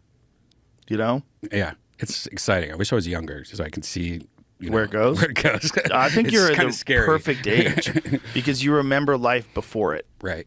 I think the difference between us and the people that don't remember life before it is they don't understand how alien it really is because they grew up with it. Like your kids, if you ever have kids, my kids, they grow up with devices. They grow up with email for school. They grow up with watching YouTube videos. They grow up with it. It's never not been there. So for us, it's this alien thing that came along as we were adults. So we get to live as kids, like actual kids. We're the last generation that gets to be actual, regular, normal kids without being connected to the hive. Mm-hmm. Yeah, we were connected to our neighborhoods. We were connected to our friend group. We were connected to whatever activities that we like to do with other people. That's what we were connected to. Now, it's the world. And you get like 16-year-old kids are getting famous on TikTok. Like millions and millions of followers. For doing nothing except like farting in it. Or like look at the baby. Have you seen the baby from, what's that, Four Seasons, Orlando? What are you talking about? This baby, like, I think it's been seen like millions and millions of times, and people are saying this baby is like some robot baby. And, like they go, "Who wants to go to the Four Seasons Orlando?" And this like little baby in diaper goes, "I do." It's scary. What? Have you seen this video? No. It's crazy. Who wants to go to the Four Seasons Orlando? Like, how you know what I just... You think that's a fake baby? No, but like what I'm saying though, this one little video, this baby's now famous, more famous than most actors. Right now, the baby's gonna have to start talking about other stuff. Yeah. Hey, what do you think about Palestine? Free Palestine. Say it, baby. They're gonna confront that baby in the grocery store. Say free Palestine. Say it. Say it. Yeah, man. Look at Greta Thunberg. She's famous. Yeah. She's famous. Famous young climate change activist, goes around the world. She should just do it like Michael Buffer does. You know, Michael Buffer goes, "Let's get ready to rumble." She should just go everywhere and just go, "How dare you?" And everybody go, "Yeah." That's her fucking big one. That one thing that she said made her. She's the climate change version of the Cash Me Outside girl. Right? That girl goes, "Cash me outside," and now she's balling. Yep. Now she's rich as shit. This one girl was like, "How dare you?" And everyone's like, "Yeah." That's what my AI girlfriend looked like, by the way, was Greta. I just made it look just like her. Yeah, it's a good move. You should have T-shirts made up that just say "How dare you" with her face, her angry face. I'm sure it already is. I'm sure there is. Yeah. There has to be a T-shirt of that lady with the sock hat when she found out that Trump became president, which is like, no. That one's amazing. That one's amazing. Have you seen this thing that women are doing now where they're paying to go to the woods and like bang sticks around? What? You haven't seen this? What are you talking about? I sent this to Remy. I'll send it to you, Jamie. Blair Witch fetish? No, this is like some ladies. They go and they scream. They scream and they spend a lot of money doing this, apparently. Have you found it? Yeah. Oh, hilarious. Yeah, I'm going to send you a video of it, though, Jamie. You got a video? Okay, so it's time to rage. Yeah, look. They're just out there beating sticks on the ground. What's that one? Give it to them. So I don't know who they're giving it to, but probably an ex. Some guy that dated somebody else or something. When people give them permission to release their anger, their capacity for joy actually expands. I think that's true. So if you do, it's just like, what's the purpose? I feel like you could have got the same result out of some really hard workouts and like abandon this idea of rage being beneficial. Like, the exertion, you know, like have them do like a kickboxing workout, you know, make them do some CrossFit shit, run up some hills. Yeah, blow that all out, and then your capacity for empathy and for caring, it does expand. Yeah, but there's ways to do that without being a fucking psycho in the woods, like ways that are probably good for you. You should probably do it all the time. Just like when you brush your teeth. It's better, right? You don't have any shit in your teeth. Yeah, do that every day. There you go. Take care of yourself. You don't have to be fucking banging sticks in the woods. Like, there's other ways to do this. Ways that actually make you like healthier. You'll be in better shape. Be good for your brain. Try it that way. That is hilarious, though. You have to pay some lady to let you fucking bang sticks in the woods. Some lady's like, "Let it out. You go, girl. Let it out, girl." And then you like burn it in incense, and you're all bonding together. And you get back to your truck. 4 texts from your ex. Here we go again. Oh, Redban. That's hilarious. But listen, dude, let's wrap this up. Let's bring this baby home. It's been amazing to watch Kill Tony rise, dude. It's amazing. Yes. And congratulations. Like, you guys are literally at the top of the world right now. And well-deserved. It's an amazing show, and I'm so honored that you guys do it at the Mothership. I'm so happy it's at the Mothership, man. It fits perfectly. It's great. It fits perfectly, and it's great for us. It's great for the young comics that work there to see it and to see the rise of the show and to see the just like how so many people are coming to watch it now. It's like it's a cultural event, you know, and it's the cornerstone of comedy. It really is. Mm-hmm. So, salute, my brother. All right. Goodbye, everybody. Bye-bye.